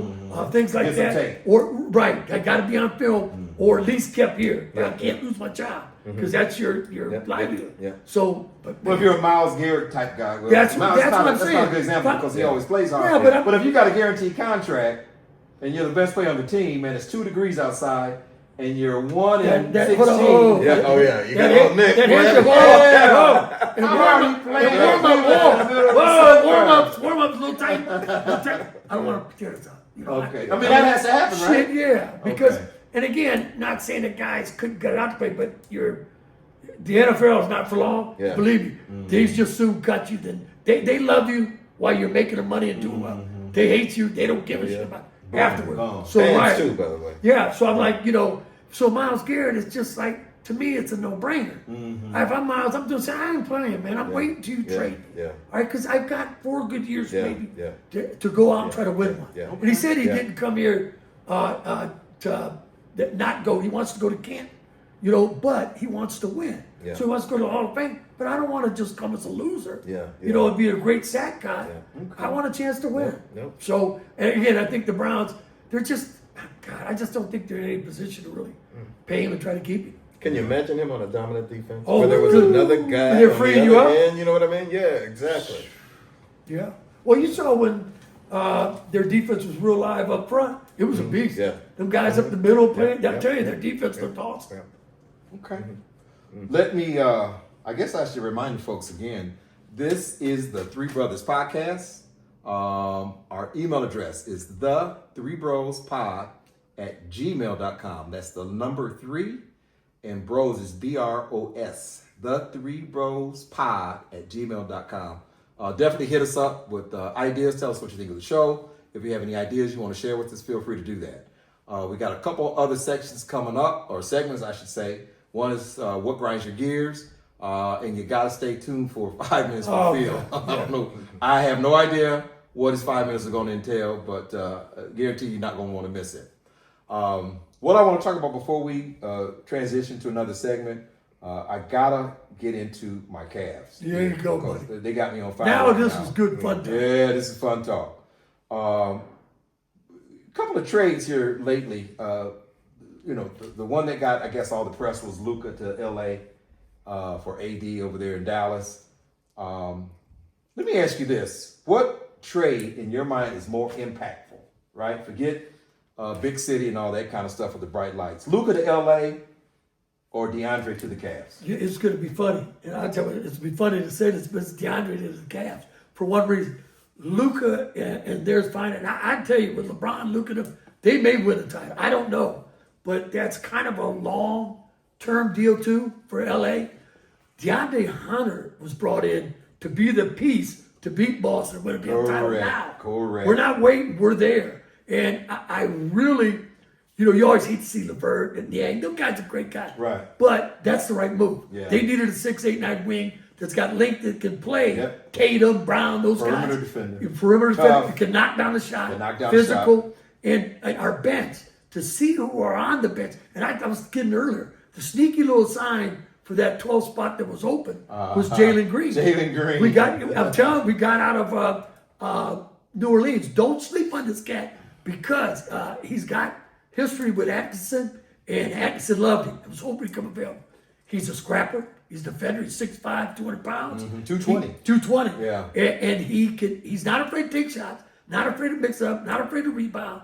And he's a veteran. He's been around. So say that you have some foul trouble or recovery issue, whatever. This is not going to be like we just filled a roster spot. Right. No, we actually picked up a guy that can help us, that can play, and he has playing experience. Yeah. So no, I thought that was a sneaky great pick too. What do you think, Phil? I'll Luka? tell you, from Dallas's standpoint, I saw fan protest Yeah. once the trade was made. Really? They were furious. And I was thinking, AD must be 20, he must be 30, 31, 32 years old. Yeah. Something like Al, that. would you look that up? Yeah. He's 31. Okay, he's not a kid. No. Luke is 25. Right. Correct. And Luke is like 5-time already all NBA player. Yeah. So he's got 10 years in front of him.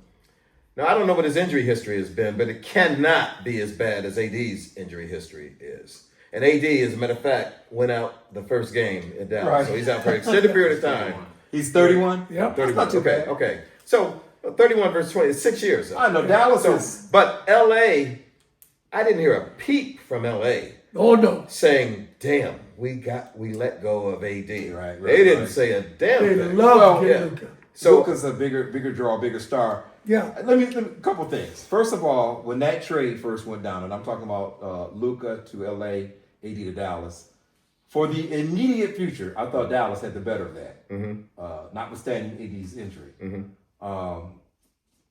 It freed up Kyrie and those folks Yeah. Right. that move without the ball. Yeah, yeah. Luka Clay is Thompson, all of them. Yeah. ball dominant. he's ball dominant, Yeah. and nothing happens until Yeah. Luka makes a decision there.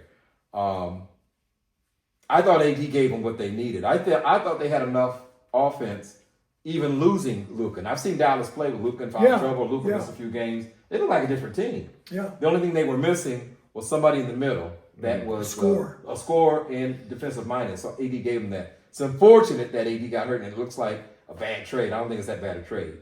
No, I don't think it is either. They lost their other 4 big men. Yeah. Two Dallas Right. They're Right. 7-footer. They're 6'11". They've But, lost a ton of them. Luka to LA, not a bad deal for LA. LA still ain't better than Denver. LA still ain't better than OKC. I don't think they're better than Houston, frankly. I don't, but in a series, and see Showtime Lakers. Yeah. So you're talking about Luka Doncic, just turned 26, had 32 the other night.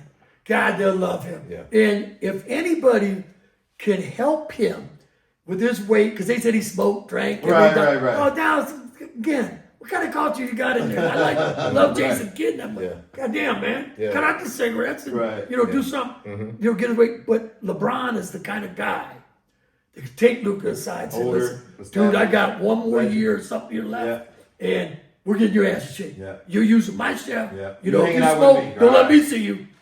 Whatever. Yeah. But Luka has become the ball dominant guy there, and LeBron said he's the quarterback, I'm the receiver. Now I had LeBron in high school as a receiver. He was a hell of a receiver. Uh-huh. But State. he runs the court. He takes the cuts. And this was brought up, and I thought it was a great point. If LeBron has the ball, Luka's not a cutter. He's not a sprinter. Yeah. He doesn't do that. Right. All right. He's more the ball control. LeBron can sprint, Yeah. cut, do all that. Yeah. And again, at 40 years old. Yeah. But that accepting of a role by LeBron is huge. And I think adding him there, you also, Luka gets the ball to the guys that don't score as much. You know? That's right. So he makes them more invested. Yeah. Advantage that all these guys that are very good defenders, they've got some length.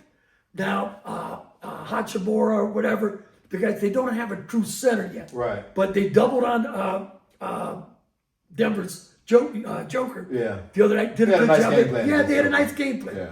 But they still lack a big man, even though they picked one up. But I'm saying they can cause some trouble. They really can. I think because of the way Luka controls the ball, does things, and the way LeBron is at his age, and they got enough talent around him. I think Reeves is very underrated. Yeah, he's a nice player. Gabe Benson and these guys need to get hot shooting the ball more. Finney Smith, all these guys are good defenders. Yeah. I think they've got a nice setup, but the big move would be the summer is signing a center. Getting him to commit. Yeah, they got to get Luka to commit this summer too. I think they will. Yeah. I mean, to me, it's like if LeBron. I tell you what, I can see LeBron. I was thinking maybe another year. LeBron get 2 years out of this. He Just got 40 the other night. Yeah, An easy 40. Yeah. and he's got this guy control the ball, taking the pressure off him doing that. Yeah. I think that, but they need to get a center, some type of center, and there's some out there, but. Yeah, it's possible Dallas's trade was for today and LA's trade was for tomorrow. I think Yeah, that's one. yeah, I think that's that's my true. thing. I think that's I true. think, and I like the DeAndre Hunter too. Oh no, man. For everything you just said, Yeah, that move was 100% for Boston. right. And the last time we played Boston, we had trouble Oh yeah. with Jason Tatum, Jaylen Brown, and Porzingis. When Jerome Allen went out, we had moved Mobley to center, and Yeah. now Mobley is better this year. Did you He's more say Jerome physical and Allen? everything. Jared Allen. Man, I don't know why I want to call him Jerome. I love him. He's one of my favorite guys. Is he talking about Ty He might be my Jerome? favorite Is he guy. talking about? Yeah, but I'm talking about both. But you get Big Jared out of that lineup, and he went to center. Mobley. He wasn't ready. This year, I think he can handle that more. But Yeah. you're also giving him a DeAndre Hunter that's Yeah. 6'9" out there that Yeah. can play. We talked about Dean Wade. Dean Wade, Yeah. 6'9". 6'9". Again, he doesn't have to score time. Yeah. Ty Jerome off the bench. Yeah. Mitchell Garland. Let's keep running through these guys. Yeah. We have got a 12 deep with Atkinson playing 10 guys. Yeah. But I think that's, again, when you're looking at Boston, that's exactly what we're looking at. How to match up with them. Yeah. We need that link. Need a guy that can guard Tatum or Brown or Yeah. whatever and switch. Yeah. And Hunter can do that. Plus, Hunter can score. Yeah. He can shoot. He can score. Absolutely. And I just think that was a great pickup. Great pickup. And I think Jalen Green was Oh. under the radar sign. Yeah. But I just think they do. You keep talking about the bench. Struce, like God Almighty. We go through that. Right. I forgot about Struce. Yeah, man. So we're like. Because Boston does have a nice bench. They do, Oh, man. Pritchard comes They in there, do. he just don't Pritch- miss. And then old They man piss me off Al 'cause I hate Horford. him. Al Horford is still knocking him down. Al Horford, 71. And I know it when his dad played He's at mine. 38. He's only 2 years younger than Is LeBron. that right? Is he really? Right, he's 38. God damn it. Oh, man. Again, it just ticks me off because I don't like Boston. I'll tell you, the thing that I remember, and I don't know if you remember this, but last year I was in town for something and we were going to get a burger. We probably just finished playing golf. But we're listening to the Cavs on the radio, and it's a tight game, Yeah. and it's coming down the stretch, and you said, all right, watch this. Cavs ain't going to get a shot off. He ain't going to get a shot. And That I'll was be with damned. JV last year. Yeah, right now. And I'll be damned. It worked out just that way. I don't know if it's a shot clock violation or a turnover or whatever, but they did But not either way, get a a shot shot. off. They did not get a shot off. And the thing about the Cavs that is different from any Cavs, and I'll take the LeBron Cavs out of the equation, but any non-LeBron Cavs team, I've never seen this mentally and physically tough as these guys are. And these guys don't even look like tough guys. know, They're yeah. thin, they're lean. Yeah. Even the Brad Doherty years and the Mark Right, Price, right. they were considered soft. Yeah. Yeah. They were extremely talented, but they were soft. considered Right. soft. They were. Very nasty. Let's call it. Yeah. Yeah, Yeah, and I don't mean as an insult. No, Like, right. Not at all. I mean, But when to Detroit your point, was in the league, right, and, Right Yeah. now, yeah, is the Chicago, most offensively talented Yeah. and physically tough Yeah. that I've ever seen. I agree with you. What did you talk about earlier too, which I thought was a great point, is the ball movement and all. Like we used to have them guys pound the ball outside. Garland was doing, that's why we got rid of Sexton. Yeah. Sexton dribbled all the Oh, time. my God. You know, and then Garland started last year. Remember with Ricky Virginia. Davis? He Oh, split Ricky with Davis. LeBron? Man, you kidding me? Do you remember him? he used to give LeBron grief when LeBron was. He's the one that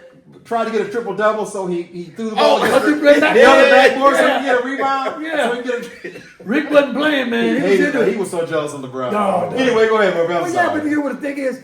the ball movement you see now, Yeah. and the shots taken. Yeah. Like we were talking Yeah. about. Yeah. Now it's like Oh, there just man. seems to be such Beautiful. more movement, Yeah, ball beautiful. movement, and shots taken. And if you don't take the open one, like you said You're earlier, in trouble. You're in Yeah, trouble. you're in trouble. Now, Coro, that's what's in them right now. Yeah. You know, what, 1 for 10, shit, that ain't gonna fly. But you know, he expects you, asking the coach, to take those Gotta shots. take those shots. You got to, And it hurts the offense when you don't take the it shot. does, There's an and that's what expectation. when you said last year they didn't get a shot off. Yeah. That's why. Yeah. There's a lot of pounding. Yeah. All right, there's 12 seconds. Let's dribble down to Yeah. one All and they try to want force to a shot. JB rode Garland and Mitchell Yeah. and just till the wheels came off. Yeah, And I mean, during the regular season, Right. we had like an 8-man rotation. Right. Like, right. You gotta be kidding me. And, and all guys are playing what 20-some minutes. Yeah. Yeah. There's 10, 11. no, playing. no load management. Right, Everybody's right. Yeah. Minutes are And restricted. they're fun to So watch. it's dead man. by the end of the season. Well, right. And you know what? Did you see like the wrestling the other night? I said, I don't know what all was. It was good to see. Because Mitchell rolled over on that ass. Right. Like, give me the damn ball. Right. You know, and everybody put your laughing on. Before that, you used to be the cat who stay off the bench. You know I'll what? give him the ball. I was They were so scared of who may have gotten up off the bench because they got that rule. Right, But tossed the out. skirmish happened at our bench. Right. So So they safe. just stood up. There you go. Yeah. And I said, I thought the same thing. Kobe brought out. That's Yeah. a good rule, but man, it Yeah. makes me so nervous. Yeah. So much emotion involved there. So Yeah, that's- I think that will wrap it up for our cast talk. A couple local things I wanted to mention. The first is one of our dear pin seekers, and in case you guys don't know pin seekers, we're all pin seekers. We're a group of, I don't know, what's it, 22 of us. We golf year round. We were talking about golf. We kind of opened up the show talking about the weather, how bad it is. We belong to a group called the Pin Seekers. It's more or less a group of close friends. We're like a brotherhood. We go out and play skins every Sunday. When the weather's decent, we beat the hell out of each other, right? The ones that win the money buy the beer, so it's all good. But one of our fellow Pin Seekers, Zoom Scott, who happens to be a cameraman at Fox 8, I think he has completed close to 40 years. And I think he's retiring this year. That's in right. August. Is A it? few months. That's right. He was inducted into the Cleveland Black Journalists Hall of Fame a couple nights ago. And I think you went up to the ceremony. Yep. Yep. What? Tell us a little bit about that. First of all, Greater Cleveland Association Black Journalist something. I can't get it right. And neither could the MC, by the way. Okay. So, all right. So I'm not alone with that. That's good, But it's the inaugural grouping. So they had, I want to say 10, maybe a dozen people that were inaugurated. Leon Bibb was among them, one who I remember from, so he's been around Absolutely. since I was in Akron. But there was a lot of people, cameramen, people in journalism, just it was an awesome collection of individuals. And you listen, again, they're all new to me because I wasn't around here, but listening to their accomplishments, it was unbelievably. I'm surprised, and you haven't been here. I know you've been in Maryland for 35 years, but Wayne Dawson, I would have thought. Oh yeah, Wayne. Yeah. Yeah, go ahead. Wayne was Jim. better. You had it. It was just of black journalists. Oh, is that right? Oh, Oh, is okay, it? okay. All right. Very Gotcha. clear. So Way to clear it up, Brisbane. Greater Cleveland Association. So they call them the G. Clee of black journalists. So yeah, ABJ or something like that. Greater Yeah, Association. G. Clee ABJ. Okay. We rely on that young yeah, man because But Wayne Dawson's been there for. Wayne does better. He's Excellent. battling cancer. He does a Uh-huh. lot of great charity I work. think Zoom gave him a shout out on one Well, of I'll the tell you, videos, but go ahead. I want to say half of them were posthumous. So Okay. they probably Okay. they went back in time. Yeah. So Okay, they had Gotcha. some people from way back Is that that they right? wanted to make sure that they got Okay. the Right. pioneers Yeah. in that. And so That's awesome. I would think that somebody like that would probably be in the next class. You don't want to share that Soul Man story, do you? Oh no, I do not want to share that. No, man. But if any of you remember Big Chicken Houlihan Oh, and Soul yeah. Man, the cameraman, You know, the Philip Soul Berger asked him Man, about the Soul Man. Soul Man did make it as one of the skit that they inductees did. into the Hall of Fame, but I don't want to go any further with that He story. didn't? No, he did. Oh, he did, But yeah. he's posthumous also. Right, yes, he passed away. I yeah. love Soul. But I had forgotten about that Oh yeah. because it was, Soul Man? 45 years Yeah. ago. That was a long time Yeah, ago, man. man. I remember I had Soul completely Man. forgotten about Soul that. Big Chuck, Little Chuck. Yeah. man, But it doesn't play as well today as it did back in the okay, day. all Let me right. put it that way. Really? yeah. But a good time, good food. Yeah. Oh, food was incredible. Good program moved along. Yeah, it was, man. It Okay. was not short, but we had VIP tickets, so we were downstairs. It's at a car museum in Cleveland. I can't remember the name of the place, but it was just spectacular. Nice. And the food was great. The program moved along Nice. very well. Had a great table. Ernie, J-Dub was there, Okay. you know, as well as Singh, and Aria's mother was also an inductee. Really? By the way, yeah, she's. What's her she's background? big time. She was involved with television in the background for every. I want to say Channel 3, Channel 5, Wow. Channel 8, Yeah. all of those stations. You I know didn't that. know this. So she's got pictures of her with everybody that was a mover and Really? shaker in Cleveland, and she's very, very much a pioneer with regard to women, black women in media in All Cleveland. right. Also, just incredible. I did not know Yeah, that. yeah. Ari, I hope you're watching this. Yeah. Shout out to your Yes. mom, man. Nice. Yeah, very impressive. Okay. So it's a good night. All Good, around. good, Absolutely. good. And Zoom, congrats to you, brother. By the Yeah. way. Yeah. Proud of you, and that's a well-deserved honor. Yeah. Also, Coach Buck, I hear there is a push for a nomination for the Akron Public School Hall of Fame. Do I have that right? Yeah. It is the Akron Public Schools Hall of Fame. Okay. Our coach Buckner, coach, Mike Coach Buckner, all of us. Where we played football in high at school. Bookton High Coach Buckner. School. Coached 2 championship teams at Bookton when there was never. I mean, Bookton wasn't even Right. considered a Oh, no, playoff he team turned around. before. He changed the culture. Correct. He's had an incredible impact on a number of people's lives. We were all on one of the championship Yeah, teams. yeah, 3 yeah. of us. Yeah. We were on 2 teams, 2 Yeah. championships. Yep. Oh, let me see. What? Yep, 2. Yeah. Yeah. We lost a junior one season. Yeah. Yeah. And so, just an incredible individual, an incredible role model Yeah. for all of us, quite frankly. Yeah. But in particularly young black kids who had never seen somebody Right. wield power Yep. the way that Coach Buckner wielded power. This is, we're talking about the mid-70s. Right. So, Yeah. You know, I think Yeah. something was great about that real quick too is Buck could just beat us up in practice. Talk about us like Yeah. run us through it. Yeah. But boy, when you were in public and he introduced you, Oh yeah, Yeah. absolutely. man, you were the greatest Yeah. young man in Yeah. the world. Yeah. I mean, Yeah. he did Good an point. excellent job. Yeah, good point. I mean, I walked up my chest out like, damn. Yeah. You know, you don't tell me that normally. Yeah. But yeah, Yeah. But did a boy, great job of that. If you were in class and somebody said Coach Buck wants you to see, Oh, see- boy. oh my Oh, yeah, goodness, absolutely. you talking about a long walk, man. Man. Yes, sir. Woo! He didn't play. Yeah. So, the nomination is already in, and I don't know when the announcement will be made, but we're pulling for you, Coach, and hopefully, you're going to be recognized Absolutely, for that. absolutely.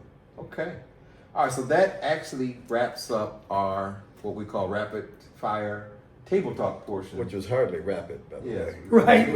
Yeah. Right. Well, I don't know what we got hung up on. Well, but, you know what? you We're a little into it. Yeah. Okay, for this week's segment of Hidden Gems, we got a cat. I got to be honest, I'm pretty excited about this guy. He used to be kind of the run of the pack. He was a young guy, much younger than us growing up. But I tell you what, he's grown into an extraordinary young man. Just a little bit of his background. He is an author of several books. He's a humorist. He is a motivational speaker. He is also a former NFL player for the Denver Broncos. He's another kid from Akron. He grew up right down the street from us. So we are so proud of him. This week's Hidden Gem is Stevie Fitzhugh, and you're going to hear from him right now. All right, well, listen, welcome to the Three Brothers Podcast. I know there's just 2 of us today, but nonetheless, we are the Three Brothers Podcast. We have today Stevie Fitzhugh. Stevie has a resume that it's really too long to read, to be honest. But he is an author. He's a humorist, a motivational speaker, among other things. Ex-pro athlete. Ex-pro athlete, a local hero, a local superstar coming out of Akron, Ohio, just another kid from Akron, et cetera, et cetera, et cetera. So I'm going to let you explain that because you can do better than I, but I wanted the world to know who you were. We are thrilled to have you. I appreciate you taking time out to sit with us today. You obviously have a lot of projects that, from our conversation with you the other day, we found very impactful to a lot of people. But before you get to that, if you would, Steve, kind of share your story, kind of how this all came together, where you came from, and et cetera, if you would. Yeah, well, first of all, it is my honor to be with my big brothers. Big man. Growing up just a few houses away from each other, on, in Akron, Ohio, so I know you guys closely and have admired from afar. Anyway, I would say that so much of what I've been able to accomplish and experience and to do. um, It was birthed out a major decision I made at 12 years old, and because of that decision, I began to make some right choices. So I found myself very fortunate in being able to accomplish and experience and have some opportunities before me and pursue those opportunities. But I was one of the ones, my testimony isn't that I was strung out on this or hooked up in that, and God saved me from all that kind of stuff, and I ended up in the right place. I was one of those kids at 12 years old, made the right decisions. Uh-huh. And because of those decisions, God kind of kept me from that drama and kept me from that drama and kept me from that drama. And I just stuck with the program. Yeah. So when you introduced me as Stevie Fitzhugh, only people from Akron who I grew up with still call me Stevie. Right. Sorry about that, bro. No, it's all right. It's all right. My cousin Howard Hewitt said the same thing. I grew up calling him Howie. Right. I saw him at a concert one time. I said, "Hey, Howie." He says, "Howard." It's Howard. Yeah, it's Howard.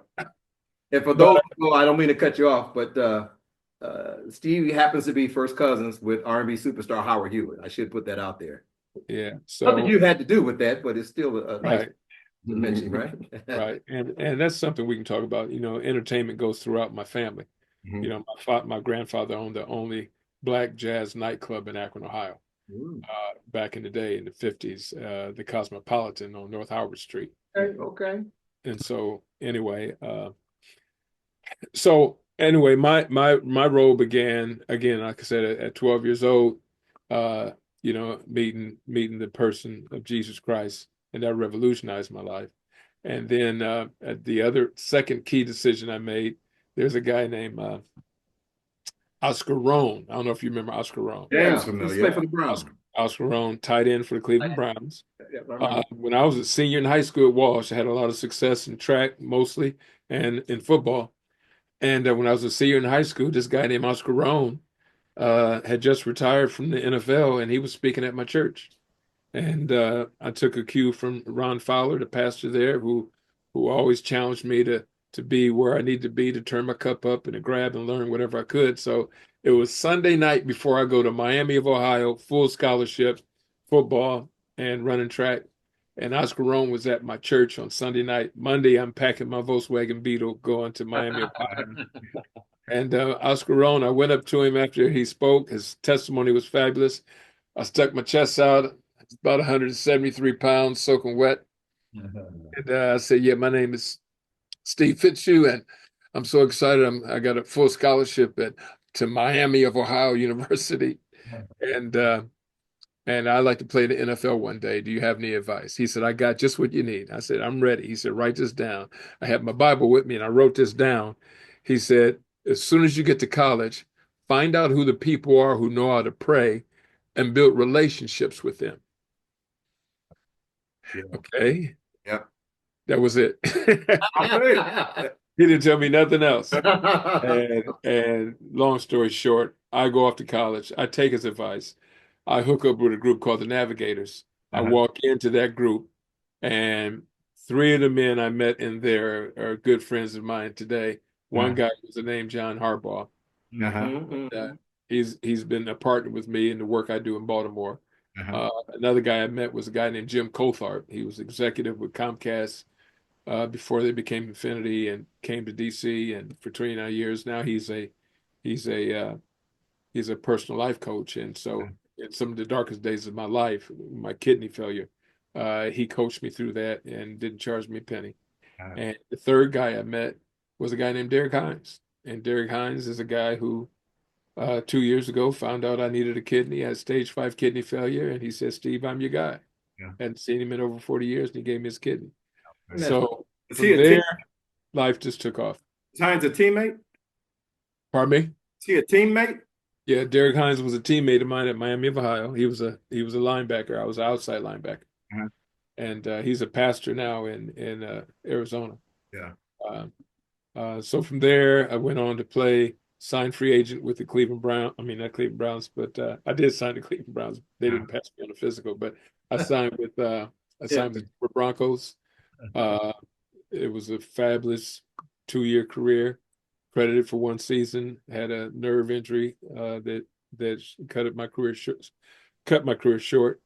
And I went back to DC and started my preparation for the ministry. Didn't really know what that meant, but I studied at Howard University School of Divinity and did a Master of Arts in Religious Studies. Met my bride. We celebrate 35 years this year. Okay, brother. Congratulations. We have 2 outstanding daughters, a fabulous granddaughter. And along the way, I began several initiatives following my dream and my vision to make a difference in the lives of others. So Yeah. Yeah. Yeah. that's the nutshell Yeah. how it all began. That's fantastic. I know I was in Maryland for a time while you were there, obviously. And I know out in Western Maryland, you had a sort of a youth camp or something of that sort out in that area. Can you talk a little bit about that? Well, let me first talk about how great it was to run into you in Ellicott City. Yeah. But that's Phil Manley. You know what I'm saying? But yeah, so there's a guy named um Arnie Insfield, who Mhm. was executive director of this camp. A guy named George Harris donated 400 acres to start a camp. Mhm. Arnie Insfield was executive director. My pastor knew them, helped them do some fundraising. And I just fell in love with it. And before George Harris died, he asked me to be president. So I became president of Covenant Village Retreat, Mhm. 400 acres of a mountainside, and as far west as you can go in Maryland, go 1 more mile in Pennsylvania. Yeah. It's Well, not, literally 1 mile inside the PA border. it's not the city. It's beautiful, man. And so I did a lot of development there for 10 years, hosted programs and men's retreats, youth retreats. And I was always say it might take 2 days to get the kid out the city. I mean, it take 2 hours to get the kid out the city, maybe 2 hours to get the city out the kid. And then I got their hearts in my hand.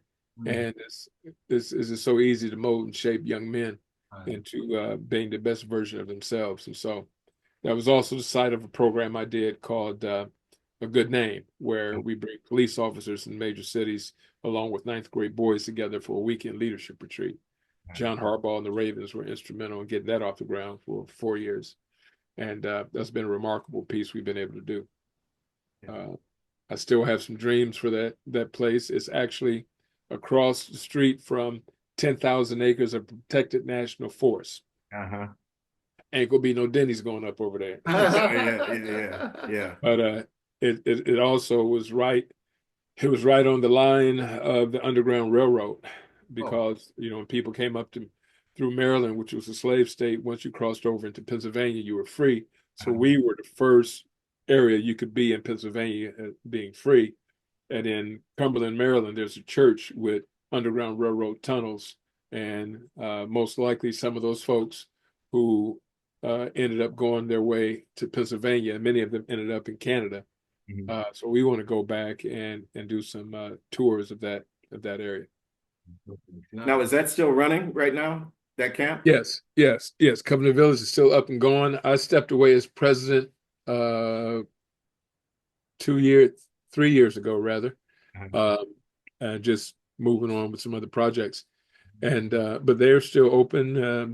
They host camps and retreats and getaways, and the NFL has been trying its best to partner with community organizations, and so we have a program through the NFL Player Care Foundation. Any former player can apply for a community grant, and so the NFL will match what you give to your nonprofit. And so I would do that every year. I give the maximum amount I could give, and then they would match it. And so we built ropes course, we built hiking trails with those grants. Fantastic. Let me couple questions I want to ask you about. One is power moves, and the second one, you had mentioned something about assisting ex-athletes in their transition back to civilian life. That was fascinating. So can you first talk about power moves a little bit, but then kind of go to that other program where you allow you assist? Sure. Well, again, not knowing what it meant to be called to the ministry, I didn't know what that meant. I just knew that God was going to use me. I didn't see myself as a pastor or the bishop, the head potentate. And so what happened was, and this is many people were blown away by this fact I'm about to share with you now. I began speaking in schools, and that blossomed into a national presence in speaking in high schools and middle schools and colleges around the country. And as a national spokesperson for the One Way to Play Drug-Free program of the Fellowship of Christian Athletes, the guy who got me started in speaking in schools was a young man named Marion Barry. And Barry, it can't be the same Marion Barry. Are you? Marion Barry believed that he's mayor for life. He's right. The late Marion Barry, mayor for life in D.C. But he believed every student in D.C. who wanted a summer job, the city should make sure they have a summer job. Mm-hmm. And so the year he ran out of summer jobs happened to be my first summer after retiring from the NFL, my first summer in grad school at Howard University. And they needed more job sites for more students. And so he designed a program to where, the summer job program was a 4-hour day, half hour for lunch, and you got summer enrichment program, you got paid. And so he picked sites of schools all around the city, and students in those wards who didn't get, a structured summer job, they got paid to go to those schools like a college course, take 4 classes, and that was their summer job. He needed consultants because all he did was he gave me 4 topics and said, we want you to teach these 4 topics in these schools in the summer. And I was hired as a consultant, and he trusted me. He didn't give me a curriculum. He told me to develop a curriculum. He just gave me 4 topics: juvenile justice, teenage sexuality, civics, and personal development. And so I developed these 4 topics. And coming out of one of those schools one day, I said, "This is what I do. I'm a youth communicator, and I've been doing it for 40 years." Mm-hmm. And so what I did was, I didn't want to call as I began to grow my speaking, I didn't want to call it Steve Fitzhugh Ministries, because it wasn't. I do so much secular work, bringing truth to the youth through, secular organizations and schools. So my umbrella to do all my preaching, teaching, speaking that I control is called Power Moves. And I say, Power Moves is an opportunity for me to use my communication skills to help move people, particularly youth, into success and significance. And so I use the power of education and inspiration and motivation to move you into success and significance. A lot of people can identify what they want success to look like, but I think it's more valuable to understand, how do you make a difference? How do you go beyond success to significance? So Power Moves I've been doing that since 1997. And formed it in 1997 as a company.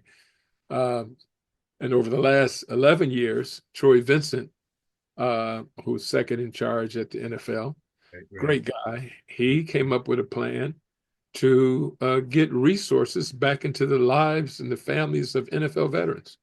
And he, as he explained it to me, he was about to speak to some soldiers overseas, or it may have been in the States rather, and the gentleman who was with him, he was telling me about this program he was going to start for the NFL athletes. And the guy said, no offense, but I think you're doing it wrong. He said, what do you mean? He said, we don't roll out any programs or helps or tools or resources to our enlisted unless it comes from a Army veteran. He said, you're not using your greatest commodity, which is your NFL veterans. So you eliminate barriers to entry if you begin with a veteran who's approaching someone who's just taken their severance check, and you encounter them to help them transition from the NFL to the real world. And so he started a transition coach program about 12 years ago, and I came on in the second cohort, and this is my 11th year doing that. And it's just a resource by which, I get to walk with men, help them walk into their ideals and their aspirations, and roll out a lot of the pluses that the NFL has for these guys. Education benefits, counseling. Not many Fortune 500 companies, and they don't trade publicly. The NFL doesn't, but if they did, they'd be a Fortune 500 company. Not many Fortune 500 companies will fire you, then send you to school. Yeah. Pay for your education, and then offer you $40,000 a year and health screening at no cost. And so a lot of guys, they were the biggest kid in sixth grade, first kid picked for every team. Their whole identity has been athletics and sports. And Moose Jaw High School national champs, playing in front of 100,000 people at the big house, and they get drafted. A lifelong dream comes true. And then when they're done, they played on average 3.5 years, and they're between 28, 29, and 30 years old, and they have to do something else for the rest of their life. So that can be kind of challenging. That's got to be a shock. I'm just imagining that, for dozen, maybe 15 years, this is what this person's identity was. And so I think you had mentioned that, there's always this effort for one more year, one more chance, one more tryout. Right, but at right. some point in time, there's a moment where it's over. What are the challenges that, you've seen with these guys when they all of a sudden realize I've got the rest of my life and I don't know what to do with it? Yeah. I think the first challenge is for them to identify what their interests are, because they've been so myopic in their pursuit that I have an assessment that I do. Matter of fact, I just did it yesterday with a guy. I have an assessment that I do. It only takes about 15 minutes, but it's a very valuable way to help the guy identify who they are and what they like. And it's called calling cards. And so you just deck of cards with all these characteristics on them. They go through them, and it's a process.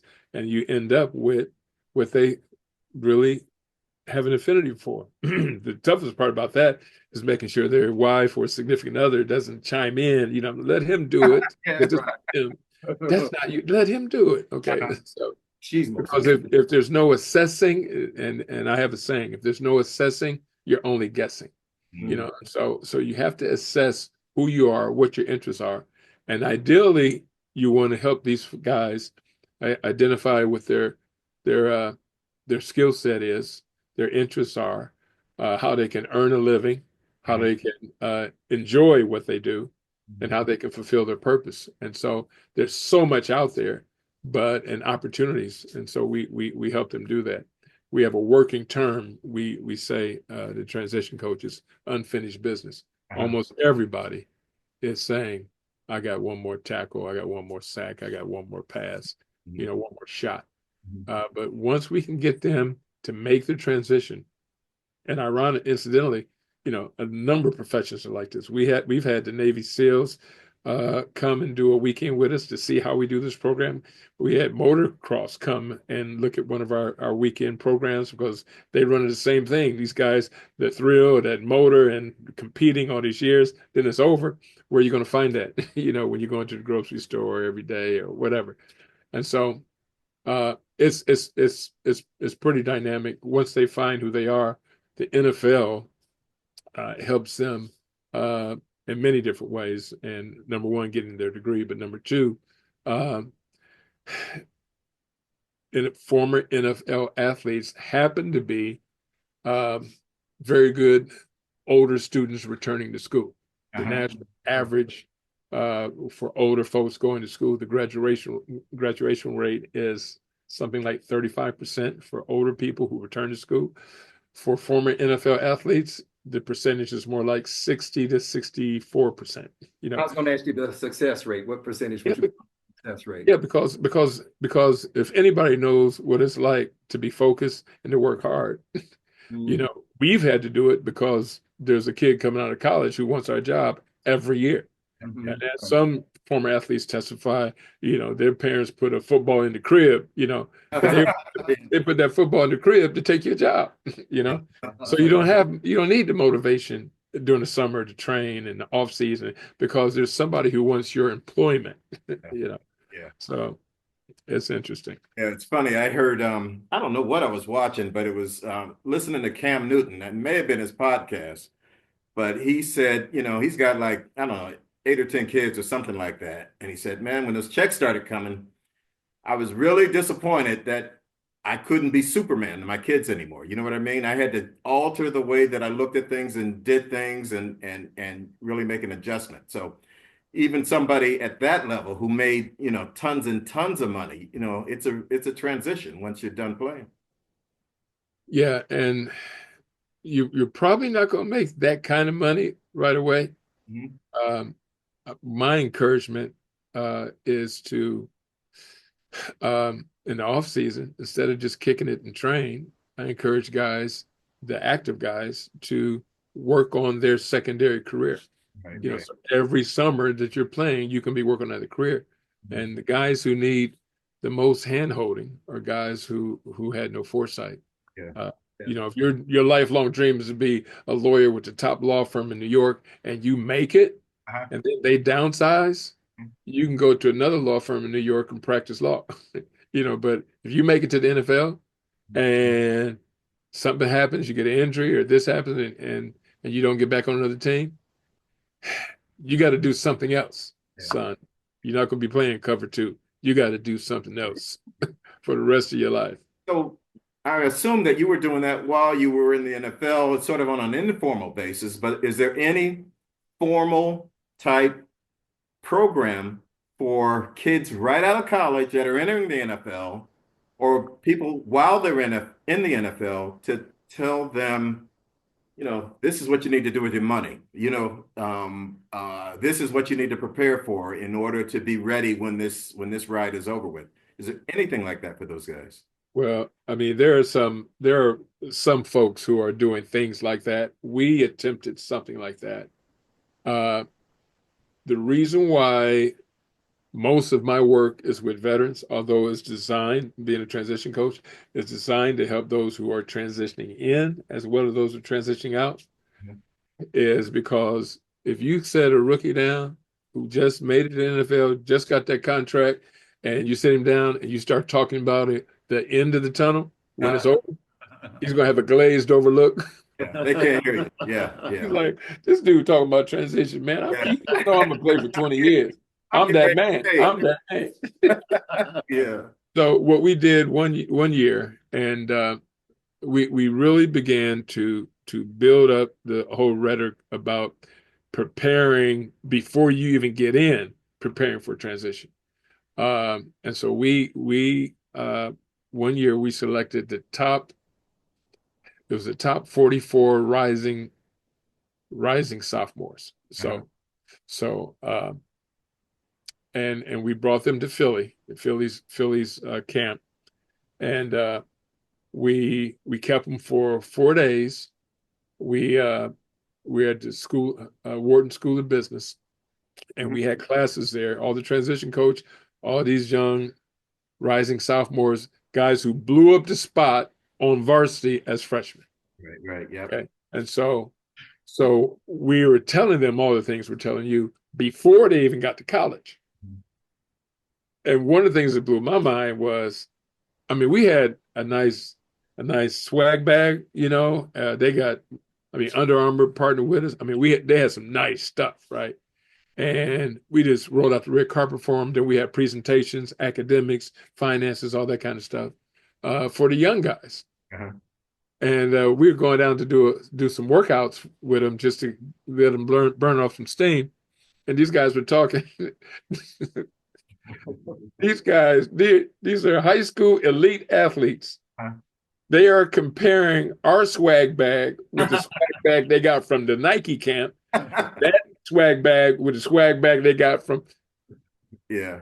people are making money off these kids already. Everybody's getting, they're not even a junior yet in high school, and people are trying to get in their world. On the program. And that was before NIL. Yeah. Yeah. And then we asked the question, these guys, rising sophomores, how many have been offered full scholarships already? Mhm. I think 3 of them did not raise their hand. Wow. Everybody, Yeah. they already been offered full scholarships. And so trying to, some of the things you don't get, I got a colleague who was director of player engagement at a particular club, and he called me up. He said, Steve, I got this parent who keeps calling me, and I can't call. It was right after the draft. I can't talk to every parent. And she's calling me. And so then he says, one day he just had to take the phone. He said, yes, ma'am. And she had one question. This was May, right after the draft. Yeah, I was wondering, what's the process you go, well, how do you go about getting tickets? He was like, ma'am, we've cut draft choices. Well, you say we wait till your son makes the team. But for a lot of She getting the whole family ready. she getting up. But that's the issue for a lot of guys. Their whole family is living out their paycheck. Correct. And then emotionally, we deal with guys who emotionally struggle with the fact that they've been the breadwinner for their whole family. Yeah. And when it's all over. And beyond the family too, the neighborhood, right? You got to keep it real, right? You can't. But it's the thing is, the sad reality is for some guys, when it's over, I've heard guys say, so wait a minute, you mean I don't really own that car? No, Ford Motor Credit owns the car. Right. You got it. And so Wells Fargo owns my house? Yeah. So they're paying, because they got mom and them a car, brother them a car, mom and them a house. And so they have this money, and so we try to educate them. Formerly, we used to do it through the rookie symposium. Uh-huh. What we did with the rookie symposium, we only did draft choices, Uh-huh. and most rookies are free agents. Okay. You got a set number of draft choices, so we were missing all the free agents. Uh-huh. So what we did, we broke it down to the club level. So every team does about 2 or 3 weeks of rookie symposium stuff, which is finances and getting your head on straight, who you're hanging with. And I remember the Denver Broncos, we had a whole morning right before practice and a half, where people were just telling us that, they're going over everything. The NFL security was saying who to look out for. The drug dealers are going to let you get high for free the first few times because they know they'll be living out your paycheck, and look out for this, look out for that. And even if we went to the, I'm revealing a lot, okay? But I was 23 years old and a rookie free agent for the Denver Broncos. All you had to do is take your training camp lanyard, Uh-huh.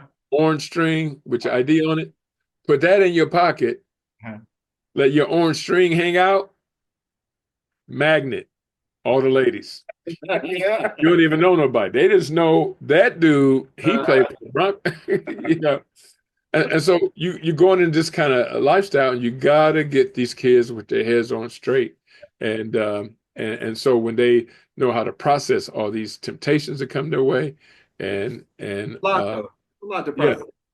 The other thing is they are kids, just like you said, man. Yeah. Their brain's not even fully formed at, Yeah. 20, 21 years old or whatever it is. I Yeah. know I was grown at that time for sure. And they're told what they want to hear versus what they need to hear from family, friends, homeboys, right? Yeah, and so I speak a lot. I have a great nephew who's doing pretty good. He's sixth grader there in Akron. Uh-huh. And I spoke to his football team. They were at practice down there near the huge ball field. And I had all these little boys, right? And they were like, and I passed out my football card. They was wide-eyed. I said, how many of y'all want to go to the league, play in the NFL? Oh, they all raised their hands. I said, all right. I pointed to one and said, what you want to do after that? Huh? After you make it to the NFL and you're done, what you going to do? Huh? They have no concept. If you make it, you can take, that's 1, 2, 3, maybe 4 years. What you gonna do for the next 50 years? Right. You know, and so that's just, you know, you have to think about that. Now, what I do, I've leveraged, you know, my wife has seen me signing autographs, and she'd be like, Steve, you still milking those 2 games in '86 and 3 games in '87? Yes, I am. You know, because less than 1% Uh-huh. high school students will ever play one down. That's right. That's right. Somehow I ended up in that mix. Yep. And we did a survey.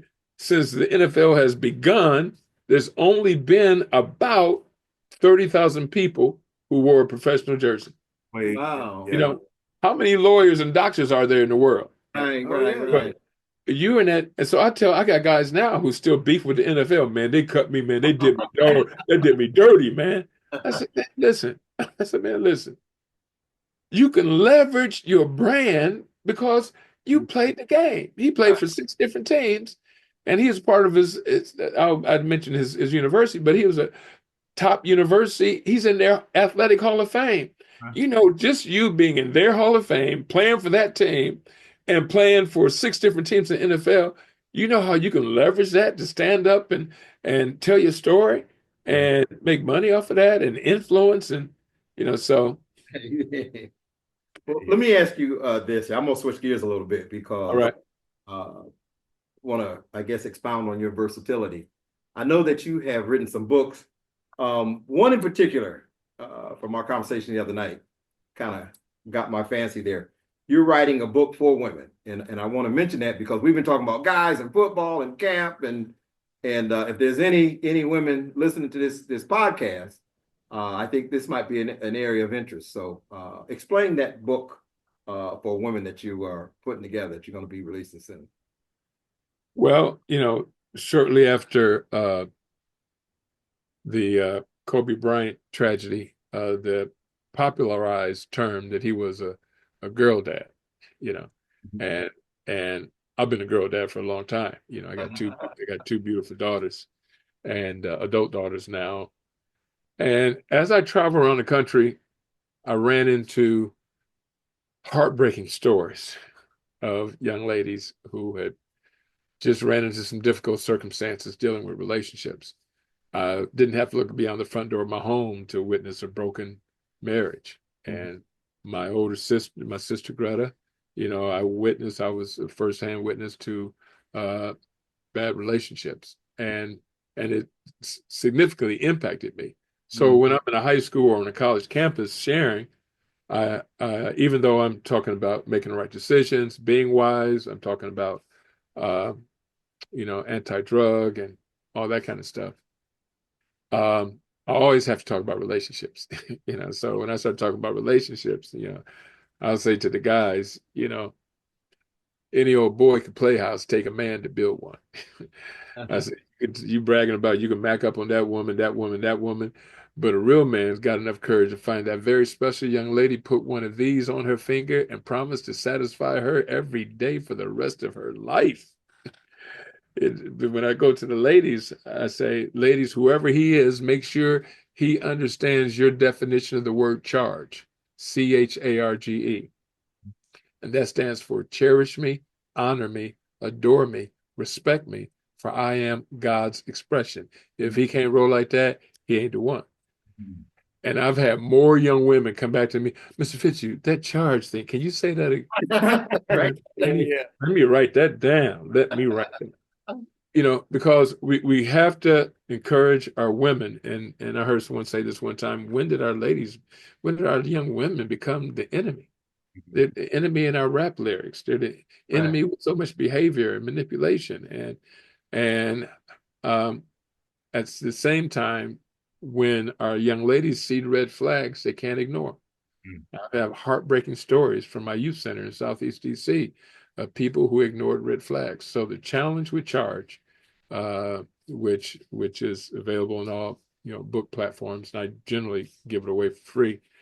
The challenge with charge is for ladies to read what to expect and what not to expect. And so I have charge shirts sold out now, as a matter of fact, but I have charge shirts that has charge and rhinestones on the front, and then it has what it means on the back. And there's a big conference in DC. I took about 100 of them down there and had my team down there selling the charge shirts. Came back, sold out the first day of the charge shirts. But my staff was like, Steve, I said, what? Guess who bought the charge shirts? It was a youth conference, so I'm guessing young teenage girls. Yeah. About 70% of the shirts were bought by adult women. Wow, is that right? Adult women. And I know a young lady who was a student of mine at my youth center, and now she's an adult, and she has a child, and I sent this book for her and her child when the child gets a little older, and she read it twice. And when I came back to DC to speak, she came and brought her daughter to hear me speak, and she said, Steve, and she brought the book with her. Where was this 20 years ago? Where was this book right here? Because I just realized, so charge is one of my efforts, my alma mater there. I was able to give every one of our female athletes a free copy. I just spoke at a school here in Minneapolis. I gave all their women a free copy. It's for 13 and up, only because I don't want 12-year-olds to start thinking about dating. But there's probably some 12-year-olds who need to read what's in that book. So I always tell parents, you can read it, and it's a very short book. Read it first before anyone under 13.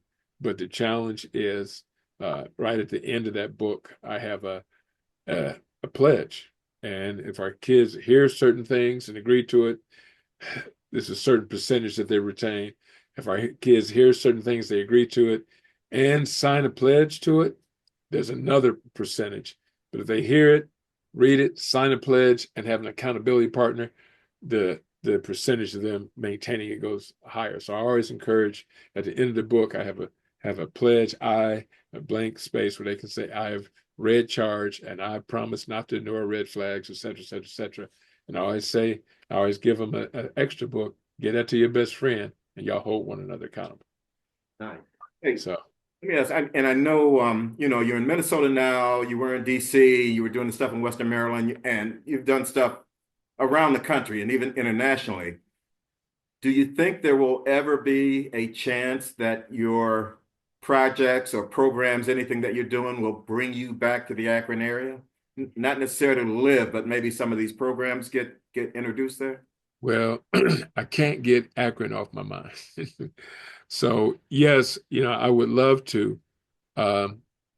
It's two things that this low-hanging fruit. One is low-hanging fruit. The other is going to take a little more work. But my youth center in Southeast DC has been a phenomenal project. There's a guy named Ricky Bolden who played for the Cleveland Browns. He was the blind side for Bernie Kosar. But anyway, Ricky and I started this youth center in Southeast DC. This is our 26th year. I would love to do it in Akron, Ohio. We have the elements, I think, to succeed. We didn't just start it yesterday. It has been 26 years, not just anywhere, but it's been in Southeast Washington, D.C., where all of the risk factors are off the chain. Matter of fact, I saw a friend of mine who went to my church, and he's a police officer. I saw him down there when we first started. And I slapped him up. What's up, man? He said, what you doing down here in Southeast, man? I said, oh, I got a youth center over here. You got a youth center? Yeah, it's 17th and Q. He said, 17th and Q, 17th and Q. Oh, you mean Murder Row? I was like, y'all call that murder? He said, man, back when crack was in his heyday, he said, that's where I had to walk the beat. We were drawing more chalk lines around bodies at that corner because two of the biggest gangs lived in two of the houses across the street. And the houses we purchased were former crack houses. more like apartment buildings, but they were crack houses. Mhm. 4 apartment buildings, and then 1 6-apartment building. And ironically, the gentleman who sponsored a bill that got me $500,000 to renovate one of those buildings, which was significant. I'm gonna go back to him some more money because he's just been appointed as the head of CDC, Dave Weldon. Mhm. And I also ironically, I have another member of the Trump administration who was a former transition coach with me when we first started, good friend of mine. Uh-huh. He's the secretary of HUD, Scott Turner. Okay. And so I said, I don't care about your policies, but I know you got some money and I need some money. So Yeah. There you go. listen, so anyway, I think that I would love to see the house there, but also I have a program that I referenced before where I bring police officers and boys together Uh-huh. and for a weekend leadership retreat called a Good Name. We started in Baltimore and we did it in Washington, D.C. with the ninth graders and police officers from there. We had it set up in Pittsburgh and North Carolina with the Steelers and the Panthers and police officers there, but COVID hit us. And so we're just now circling back around to start that. I want to reach out to, I got some contacts there in Cleveland. I like to do it in Akron and Cleveland and just around where it's just valuable. You got to get students out of their element, okay? And you got to get them away from their crew. Got to get them away from their boys. Got to get them out and get them to a place where there's zero light pollution, Yeah. and they can let we quiet the outer noises, but let the inner noises quiet down, so they can process the truth that we give them. Because so often they hooked up, mic'd up, watching stuff. We have to learn. You and I, our generation, we have to learn this technology. They were born with it attached to their. Woo, they came out with it. My 8-year-old granddaughter in the 2nd grade, she got her own iPad as a kindergartner. And when they had a snow day, she knew how to take that QR code and put it on the camera and go to her lesson. Yeah. Mhm. I didn't have a backpack in the kindergarten. Right. Yeah, exactly. I had a towel for nap time. Down from that time. Have you talked with any of LeBron's people about doing anything in Akron, any of the programs, any kind of a? Yeah, so I got some folks, some family there, and some boots on the ground, and we did have an inaugural presentation of what the house is all about, and they were very favorable. And then when I came to town, I had to speak at my high school, and you all had what you called a snowstorm. Yeah. So my school was canceled that day. They said, Steve, can you stay till Monday? And I was able to stay till Monday. So I had the weekend in Akron, and me and my people, we went by my first time to House 330 and met some folks and got my material in front of some folks. But as you can imagine, I met with my people here at my youth center, and we drew up some things to export the program. So the next step is to see where we go from here. So I love to do the house in DC. I mean, my youth center, the house. I love to do it in Akron. Then I also have an anti-gun initiative that I do. I'm working with a reformed young gangbanger here, and he turning his life around now. I'm coaching him into being a speaker to tell his story. He's paralyzed from a bullet wound. For every one young man who's killed, another 6 are maimed for life, and we don't talk about that much. But we have to be able to stem the tide of this drama that's going on with handgun violence and gang violence and all of this potential.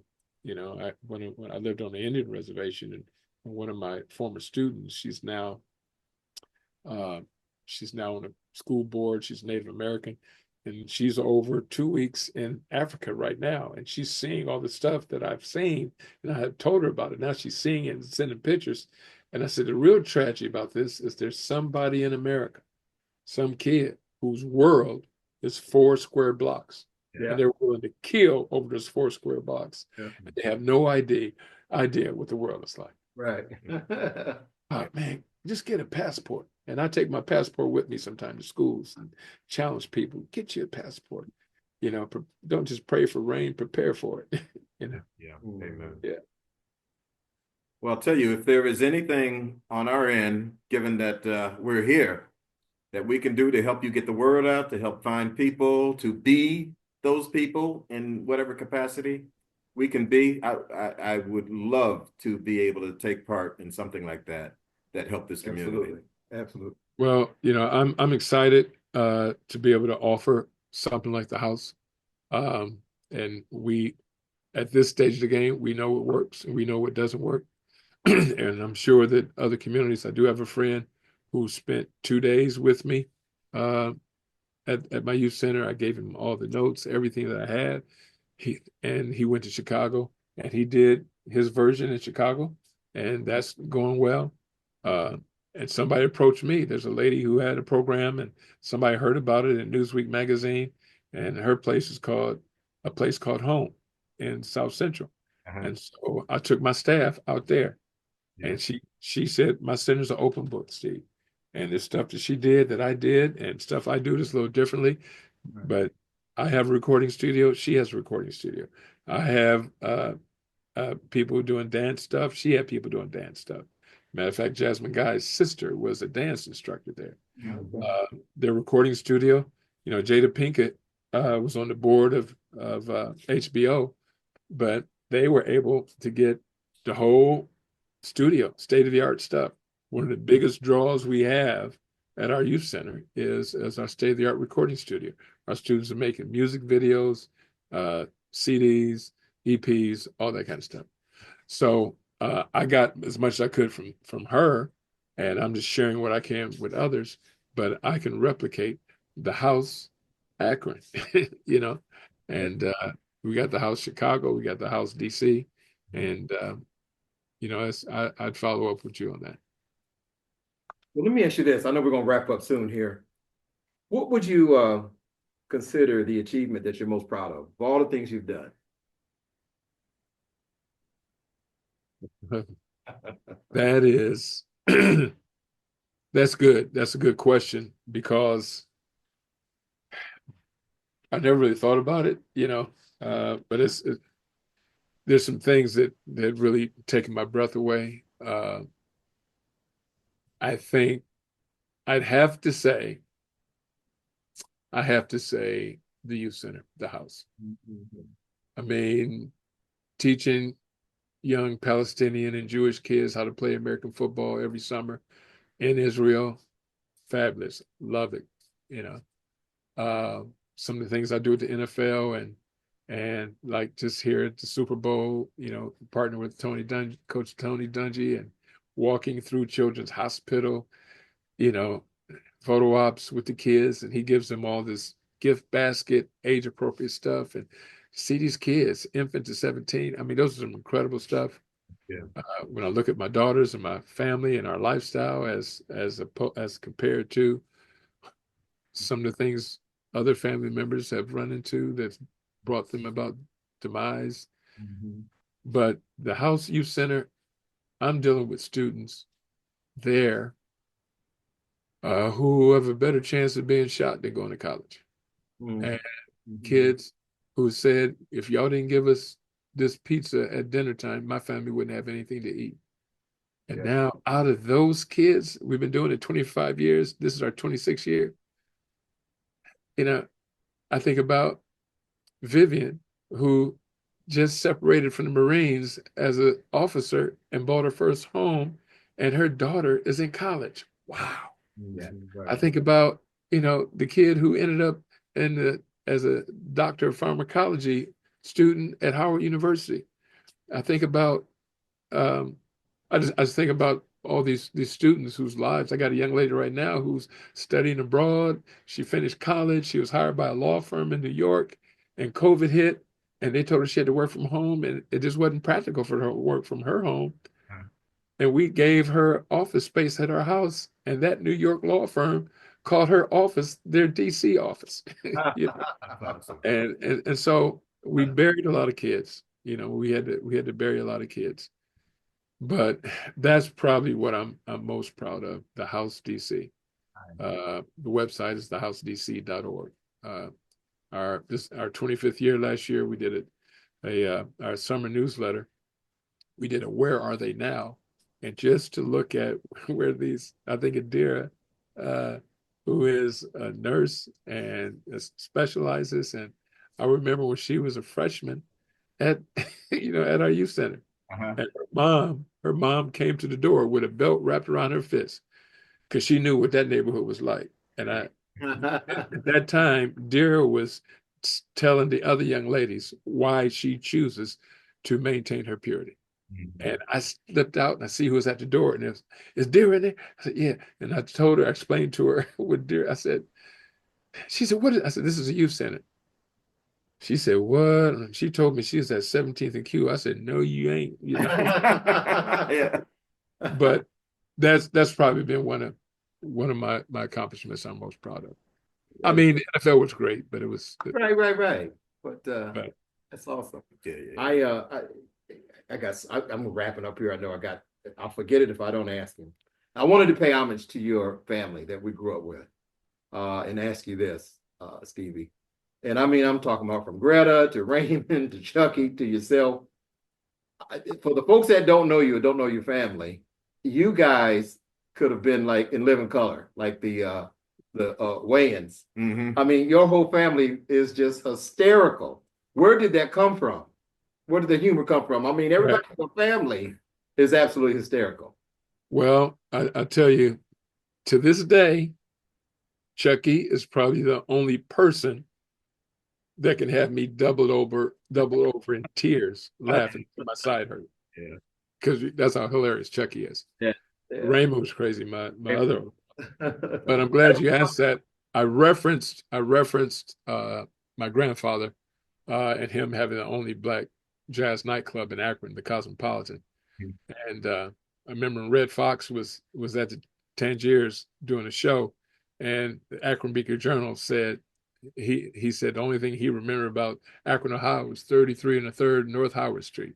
And my mom saw that and got in touch with the journalist and said that was her father-in-law's club, the Cosmopolitan, and Red Fox left tickets for our family to go to his show. I was 13, and I couldn't understand why they didn't want me to go see Red Fox. I want to go see Fred Sanford. Y'all not gonna let me see Fred Sanford. He ain't Fred in his show. Right. He was Red Fox. Yeah. But anyway, before he started the nightclub, my grandfather was a silly man in a straight and silly man vaudeville comedy routine. Is that right? Yeah, so we have photos of him with his hat turned sideways and his pockets, he's holding his pockets inside out and he's standing pigeon-toed, and they're like Dean Martin kind of guy. He was a Jerry Lewis kind of a guy. Is trying to get him together for they're on stage, right? And it's in our family. Listen, there are times when I've come out of the pulpit and on youth Sunday, and kids be like, "You need to do comedy." But I use humor. Laughter is good medicine for the soul to perk up the heart, to be able to drop some that's right. bombs inside. And I realized this. I had to speak at Ashland University, and I was bringing my daughters with me. So I flew in from DC into Columbus. I had to rent a car, drive to Ashland. It was going to be tight, and I'm hustling up, 71, and trying to get to Ashland. Got there on campus, had to find the building. It was getting close, and I finally got to the building. I told my daughters, "You guys go set up my product table." I had books and product with me, and I went to the stage door of the auditorium. And when I was walking in the stage door of the auditorium, they were introducing me. So I go right out on stage. I go right out on stage, and let me tell you, I hit a home run with those college students. And it was great. And I was amazed. And I was thinking to myself after that, we were at the hotel. I'm like, how did I do that? I didn't get no warm up, no nothing. I just came driving, boom, boom, boom, boom. Steve Fitzhugh went on stage. Then I realized my whole family's been doing that all my life. Yeah. My cousin Howard's parents, his mom and my Uncle Joe, the oldest sibling. My dad was the baby, and Aunt Charlena and my Uncle Joe and Aunt Marion. But anyway, they had a dance routine together.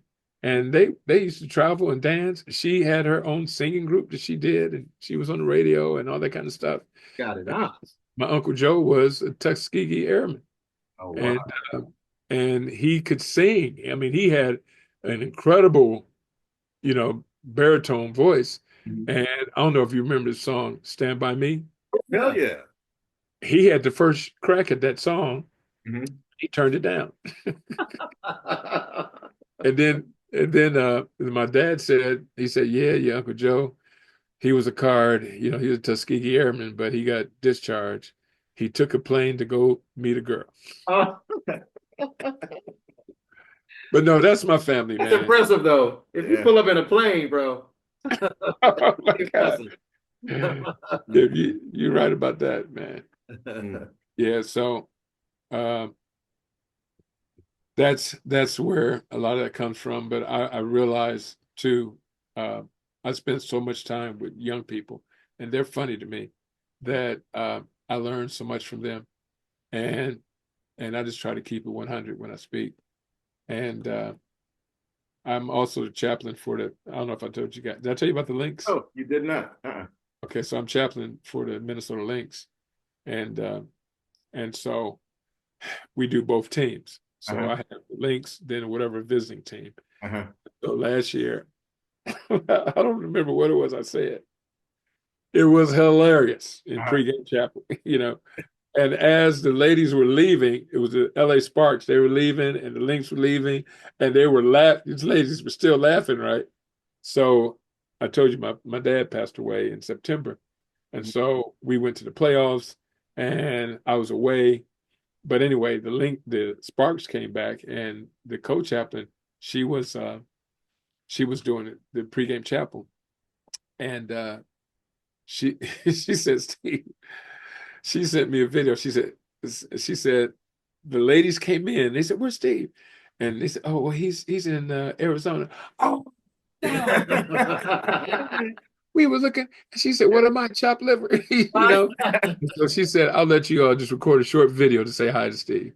And so I didn't know the WNBA would be my congregation last year, and but I'll continue to do that this year. Nice. Fantastic. Can you leave a website for those that want to get some more Stevie? Yeah, so it's easy, stevefitzhugh.com. stevefitzhugh.com. Yes, .me.com or something like that. That's the email. Email is stevefitzhugh@me.com. Okay. My website is stevefitzhugh.com. My children's series, we didn't talk much about that. The Adventures of Little Stevie. I got links to those all on my main page, but littlestevie.com is for my my book series. I gave every fourth grader in Akron a free copy last year. Book 1. Books 2 and 3 are in all the school libraries. True stories of my life growing up in Akron, Ohio. And at the end of each chapter, I have the lesson learned. And one day, came downstairs and I was in the living room. My wife was it was just the two of us, and she was cracking up. I said, what's going on? She said, "Oh, I'm proofreading one of your books." And I had some stories, just true stories of going to the pool, different things, stoner, going out for playing football. I remember when coach kicked me because I didn't hit the linebacker, and the linebacker was my friend Bubba Elbert McLean. And I said I didn't have a reason to hit him. But all Maple Valley and just my life, Erie Island, Dairy Queen after practice. Right. absolutely. All those stories. I Bird just told Park. Bird Park, going down there. Chucky be playing basketball, and me and my cousin Phil Gibson, we'd be looking for bottles to turn into Lawson. We play golf with Phil. Right, Phil's a pin seeker now. Yeah. He's Yeah. part of the golf group. Mm. Yeah, so because I knew for 25 cents I can get a banana split cake and a pint of fruit punch. I thought you were gonna say a Mr. Misty. One of those things give you a headache, man. That thing. So yeah, so littlestevie.com is for the literacy piece. Okay. And Said littlestevie.com. LIL Oh, Steve, okay. littlestevie.com. Okay. My books are there, but the main site is Steve Fitzhugh. We want to .com. post when we release this. So, do you have anything, Phil? The one thing that I would regret if I didn't say it is I was with one of your college buddies last night, Phil Wilkins. And he said he played ball with you. He says you wore number 51 as a freshman, I think, and was running back kicks. And he said, as a linebacker, they put you back running kickoffs. It was wild. It's funny. I just talked to Phil this week. So what happened with my freshman year, I played football. I played outside linebacker, but I also ran track. And so the coach, I lived in North Quad, and I lived in South Quad, and North Quad was where the Millette Hall and the athletic facilities were. And the buses left for track meets from Millette Hall.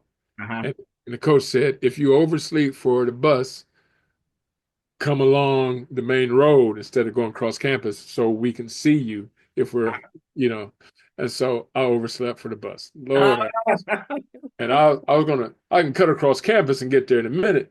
But I said, no, they might be rolling out. So I rolled down and the bus was coming and saw me.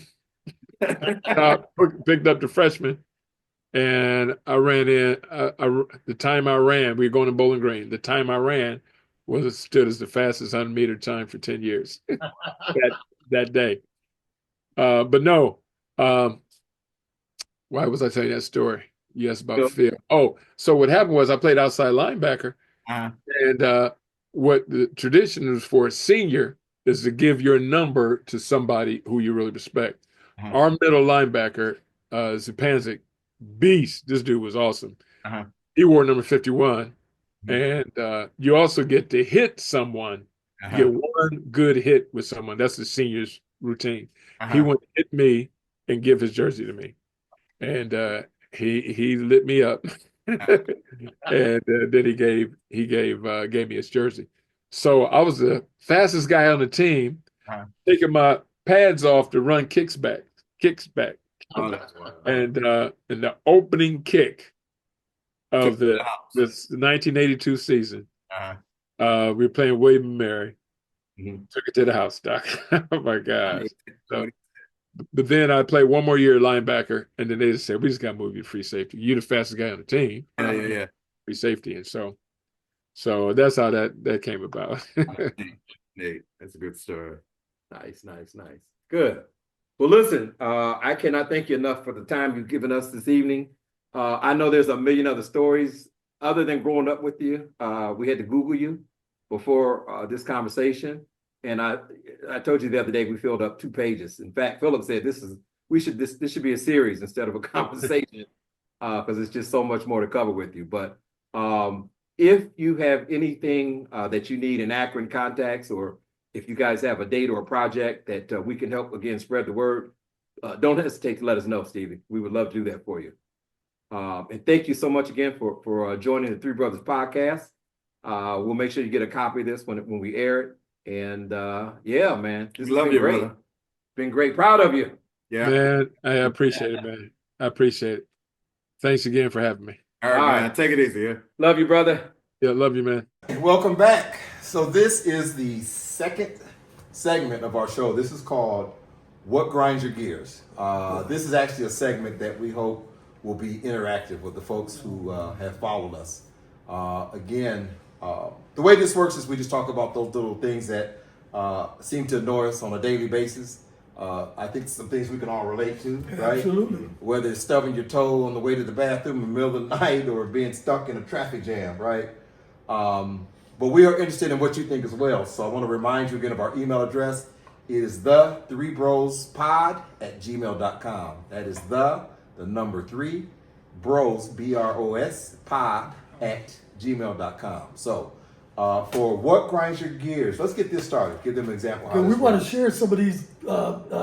Absolutely. Viewers. Yeah, good man. point. Good Send point. some good ones in there too. 'Cause Send some good ones in. We'll read them. Yeah, we'll read them on Give air. your name. And we'll make Yeah. it part of the show. So we're looking forward to that. Thanks for mentioning that. So who wants to get started on what grinds your gears? Oh man. Okay, go. No, you go ahead. I can't imagine something gets too on your polite. nerves. Yeah. You're too polite, man. That was excellent. I just mouthed off. Like in school, they'd have said, "Hell no." Go with the man. Yes, man. Hey, listen, when you're moving, you get all these new services that you have to sign up for. Right. And invariably, there's stuff you need to know that you don't know when the people came to do whatever it is they installed or something like that. So when you call and you get voicemail and you try to get to a human being and you just can't, that voicemail system that continues to ask for information after you say representative or agent or something like that, right. nothing drives me crazy more than that. So I know they're not listening to me because I Right. cussed the recording out Right. like 10 different ways. But it just drives me crazy and with some of them, you cannot get to a human being. Correct. They just Correct. conclude, all right, you're not ready to give us the information They that you funnel asked those for. calls. When you have it, give us a call back. Well, now, And just, if you ever find out that when you start to go to another button, yeah. you forgot what the hell I Oh, was man. calling Well, as soon as you press a button and answer what they asked you, Yeah. Yep. now they know you can communicate with them. That So- sent you to another Yeah, page. yeah. Yes, so now they got you, and it's just the worst thing in the world. So I don't know where customer service went, but it's just gone. But you got to maintain. You got to be polite. You can't cuss. Oh, Right? You got to maintain your poise. That's why my wife does it. Because I hang up. I can't handle it. Yeah, They click not me into too possible. many people. I'm God damn it. I'm done. Yeah, I'm I've so been there. so I've been there. that drives me crazy. Got it. Yeah. Okay, bro. I know you got Well, it. yeah, you know what? Mine is traffic, and I say that because the way people drive nowadays, it's like since COVID or whatever, people have come back with a vengeance driving. They're so hateful. No one's polite. No one like turn signals, things. Shit, people don't care anymore. Right. Running lights, they don't care. So I'm driving on the expressway, and you get off 59 out where I'm at, and you get off the expressway. My bike can't. Yeah, out by Kent. Okay. Yeah. And you get off the expressway, and there's a lane there. All right. There's another lane next to you, and one more lane next to you. Yeah. Now you got to yield to all of them, right, to get over. Well, there's an Acme right there. People get off that entrance and they zoom over 3 lanes, and then slam on their brakes to go in Acme. Oh, be quiet. And I'm going, what the? I'm on my horn. I'm slamming on my brakes. I'm going, what the hell is going on? So I'm being like, now all you got to do is take your sorry ass up to the light. The light, you turn and go right back in there. Without going through all No, that. without going there, they get off and cut over, and it's constant. I hate that. And they just like they turn their turn signal once in the third Yeah. lane, and I'm right on their ass going, you got to yield. Yeah. So I can't stand that. That drives me insane. No. The other one was coming up. I told you earlier. I'm Howard Hill. Nico's pissed too. Nico. Nico, What's going on? you rode in the car. Here, say something. You rode in the car with him. What is going on? Hey, Nico rode the car with him. Well, your mother is. I came up Howard Hill though. Oh, so yeah. Yeah, all right. I come up the hill. All right. And I'm going to turn on to Howard. All right, well, it's like a 25 mile, 30 mile an hour zone. Well, I'm coming up and I'm looking to turn, and there's got to be a car probably 4 blocks away. So I got plenty of time to turn. Plenty. You're on Howard. Yeah, and there's plenty of time. Okay. So I turn, and all of a sudden I'm looking at my rear view. That damn thing's damn close to me. And I'm like, Jesus, I get over to the turn lane, and I've got my son and my wife in the car, luckily. And this guy blows by me. He's got to be doing 70 some miles an hour. I'm not sure. Down Howard. Yeah, and he's flying up my ass, gets by me. He beeps the horn, he looks out the window, goes like this. Now I'm He doing, gives you the finger. Gives me the finger. Some bitch doing over twice the speed limit. And I'm over there. If it wasn't for my wife, I'm gripping the wheel. I just want to go drive beside him, pin his arm in the door, break it off, and then ride him up into the curb. But I'm going, I can't do that. No, you can't do people are that. nuts like that anymore. can't do that. But I mean, I'm like, why? It just, like, what could you be in such a hurry for? And why in the hell was it my fault? Yeah. Fuck you, you know what I mean? Oh man. Oh man, and you know he wouldn't do shit, but I mean, that stuff like that, man. And again, blowing through lights or turns. It used to be, you let someone out and they go like this. Yeah. Hey, thank you. Hey, thank you. Now they're like this. Yeah. No one gives a shit. Yeah. I am such a defensive driver since I've gotten. Yeah, I just assume the worst of people. I do. Yeah. I don't assume anybody's gonna let me in, or Taught my youngest daughter that was driving. I taught her that. Listen. You got to be defensive as hell. I'm a terrible driver at night. I can't Yeah. believe how bad my night vision is. I just, Really? Yeah, I can't. Mine's I terrible don't trust too. myself at all. I'm telling Maybe you. I'm someone. I do not like driving at night. I don't either. Night and rain is what gets me. Oh. I can't do that. I just try to. I don't drive a lot at night. I guess. I know. I'm not good at I night used to either. be on the road coming from Maryland back to Ohio. Yeah. Oh, back and man, I forth. had some terrifying So you had some experiences. yeah. Anybody old enough out there to remember Mr. Magoo? Uh, Road on. No, that's kind of that's Oh, kind yeah. of hey. But well, let me get to my Yeah. my gears. Have you ever been caught up in a 20-person text thread that you cannot get out? And I'm telling you, these things have a life of their own. Like, I've been in a text thread since the election. oh no. Yes. And when you got kids, man, you got it with your phone. When you Yeah, text, you gotta have it, yeah. you gotta listen. Yeah. Hey, man, I'm telling you, these people get up 8, 9 o'clock in the morning, and they don't go to bed until after 10 o'clock. And I'm telling you, just during the day, different conversations, the topic has changed. I've got people two have gotten groups to know of each 20. other that didn't know each other. You have some names that but then sometimes Yeah. you just have phone numbers. Yeah. Right. I don't Now- know what it is. Now just the phone numbers have made friends with the Yeah. people that have names. It's Yeah. terrible, man. Attach videos that you don't know what Yeah, you don't know whether to click on this Well, thing. well, the bad part about it too is if you wake up or you hear it and it's driving you nuts, there's 25 texts. And I'm what? Right. For the same thread. I'm what? How do you catch up with that shit? You're going back to it. I'm what? It's Listen. not worth it. But I've got two, a family one and a football one, that have 20. And man, They gotta have an escape hatch on these things so you can Or just something, get yeah. out. Or ask your consent before. There's got to be check a consent box before you get in one. They're Like, saying- how can people just put you in these text threads? man. So that's what That's for And me. also, what irritates me about that too is when you get the random number and you Yeah. don't know who it is. And now I've asked, and I've had a person tell me who it is, and I thought it was. It wasn't. And I'm texting this cat shit, and and all of a sudden they were like, "Hey man, this is so and so." Oh shit, there's a wasted text. I can't stand it. Some of the area codes are not local. Like, Oh no, what are you absolutely. doing? No. Hey, I am so anti-technology. I love not having my phone with me. I can't stand. I think Really? a cell phone is the worst thing that's ever been invented. I don't know what I can't stand it. I don't know what I do without my cell phone. But you know what? I just I can't agree stand it. with the kids, but I'm with you though. Yeah. I am a caveman. Yeah. I enjoy being Yeah. a caveman. Yeah. And I don't want to know too Yeah. much technology. Yeah. That group text just screwed. If I knew how to get out of it Yeah. or stop it from dinging, I'd Yeah. probably do it. Yeah. My kids and my wife help me, but Yeah. man, I'm telling you, I can't. By the way, Kamala, stop asking me for money. Ah! I'm not giving you another dime. I'm done. I'm so mad about that. They are still sending Yes. out text requests for donations, bro. Oh yeah. Yeah. Listen, so this is basically how what grinds your gears. This is how it goes. This is a segment we want to have each week where when we have the show. Our hope is that we'll get a good response from the email, and we'd love to read what you got going on live on our show. So don't be shy. Oh hell no. Send in what grinds your gears. If you want to list your name, maybe your first name, whatever, where you're from, and let us know what grinds your gears. We're looking forward to And it. let me know if I have run you off the road. Right. Because, it could be reciprocal. Some people could be flicking me off for something I did earlier. I don't know, but. And if we share a text thread, it was not you I'm talking about. Let me Exactly. just put that Well, out it there. is you I'm talking about. Screw. You already know that, but that's okay.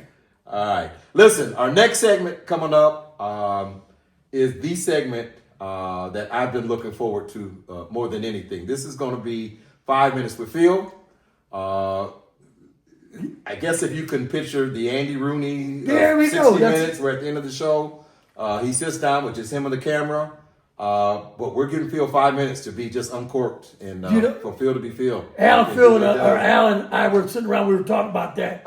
And Philip is so strong opinionated about some things. We're just looking at you like, we're like, man, we got to give him like 5 minutes to just. This is how I was born. To Right? let it go, right? That's how it was born. We were like, we got to let him run. We got to give him. We got to give him. Because we can't shut it down. Yeah. He's going to end up wanting his own show. You know. Hell yeah. So we're hoping this will keep him You're with us. overselling this.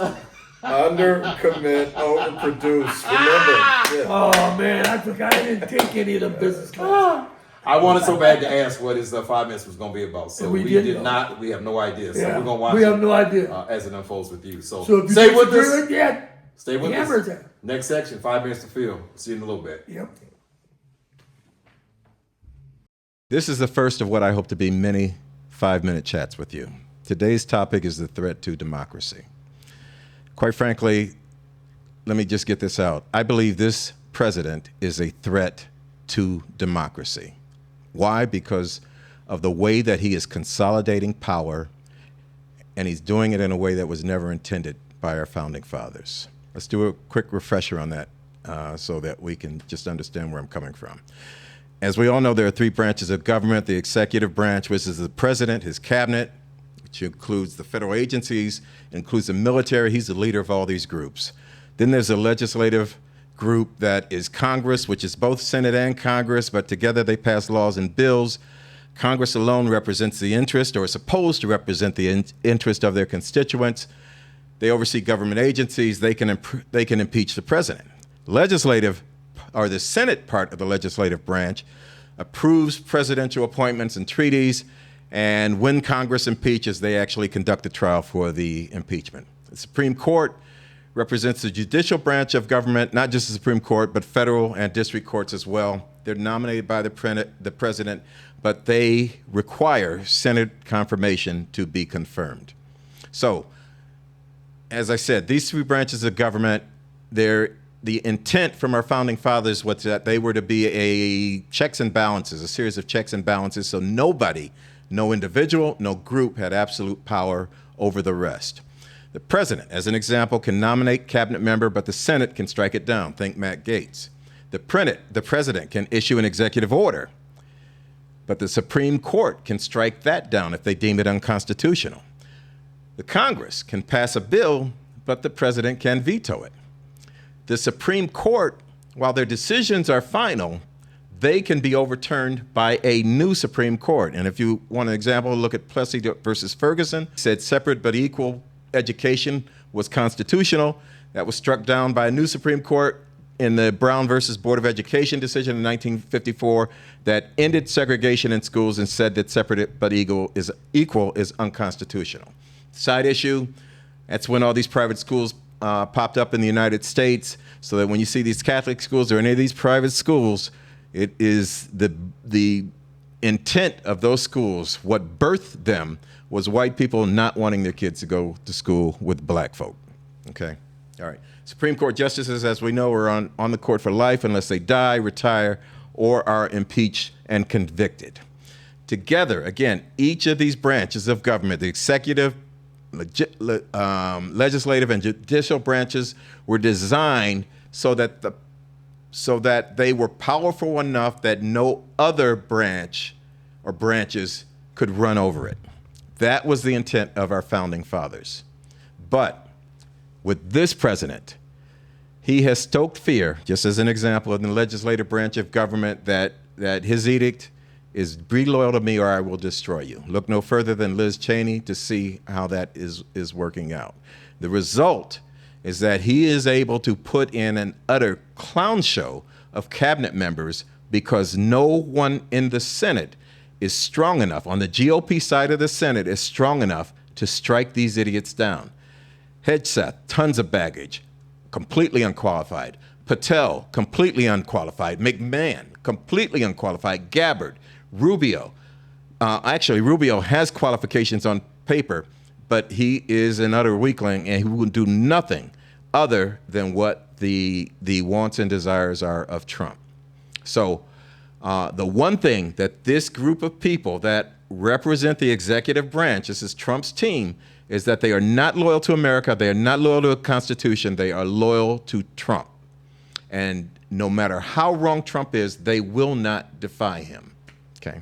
All right. So you got the executive branch, which is these guys I just listed, that are comprised of people completely unqualified and totally dedicated to Trump. And you have a legislative branch that allowed those idiots to get into the positions that they are because they lack the courage to stand up to Trump. So Trump owns the executive branch. He is it. He owns the legislative branch. We can see that by the example of the folks that he nominated and that they confirmed for the nomination. So we got the executive, we got the legislative, the third branch is the judicial branch. Right now, the Supreme Court is made up of a supermajority, 6-3 in favor of the GOP. In large part, that 6-3 is a result of the Senate, led by Mitch McConnell, denying Barack Obama the opportunity to put a justice in place when he had 10 months remaining in his term because, according to McConnell, there wasn't enough time to be able to do it. Followed by Trump being able to squeeze in a justice at the end of his term with about 1 or 2 months left because, according to McConnell, there's plenty of time to get that done. So if you look at these justices, sexual deviants, bought and paid for by billionaires, drunks, if you want to go there, undisclosed luxury vacations paid for by donors, lying as part of their confirmation process when they talked about Roe v. Wade is done and they consider it law and, you know, that they weren't going to do anything to attempt to overturn that. And et cetera, et cetera, et cetera. So we've got a Supreme Court that has questionable,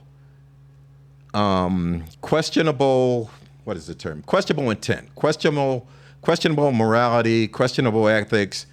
I don't know that it's determined as clearly as it is with the executive and the legislative branch of government. But if Trump becomes the owner of the Supreme Court, then he owns all three branches of government. He's in control of the military already. There is nothing in place. There is no check and balance to stop him from doing whatever it is that he wants to do. And for an individual that has no character, that is a dangerous recipe. For that reason, I'm very much against Donald Trump as president. And it has nothing to do with him being a Republican. Though I've never voted for a Republican, I did not vote for Bill Clinton for the same reason, no character as far as I'm concerned. And the only reason I voted for Hillary was because she was running against Trump. The one Republican that I would have voted for was John McCain, but unfortunately he was running against Barack Obama, and there's just no way that I wasn't voting for Obama. So it isn't about Republican or Democrat as far as I'm concerned. It's about the character of the individual that is running for office. And this individual, I believe, is so lacking in character that he puts the future of our democracy at risk. And that's what I feel about it very strongly. I've had multiple conversations with people that are on the other side. They cannot explain to me how sexual assault is something that's acceptable for the President of the United States, how 34 felony convictions is something that is acceptable by the President of the United States, how an attempted coup against the government of the United States of America is accepted by the President of the United States of America. Too much baggage, way easy decision for me that this individual should not be anywhere in government whatsoever. He shouldn't be, quite frankly, qualified to run a McDonald's, much less a country. And so for these reasons, these are the things I'm telling you. We've got the wrong man in place. I just hope that this government, that these people that are in charge of the United States, and we as a people, develop enough of a backbone and a spine to be able to challenge him. And that's what I think about this. All right, so this concludes our inaugural episode of Three Brothers Podcast. I want to remind everyone to follow us or to engage with us via email. Once again, the address is the3brospod@gmail.com. That's the number 3 brospod@gmail.com. Before we end, I want to give an acknowledgement to a superstar that we lost recently in the world of R&B, Roberta Flack. Roberta Flack was very prominent in our age group as we grew up. For sure. Not just with some of the collaborations she did with Johnny Hathaway, but certainly on her own. So as we end this podcast, we want to give you a little bit of Roberta to sign off on. So Roberta, rest in peace. We love you, and we'll see you all next week.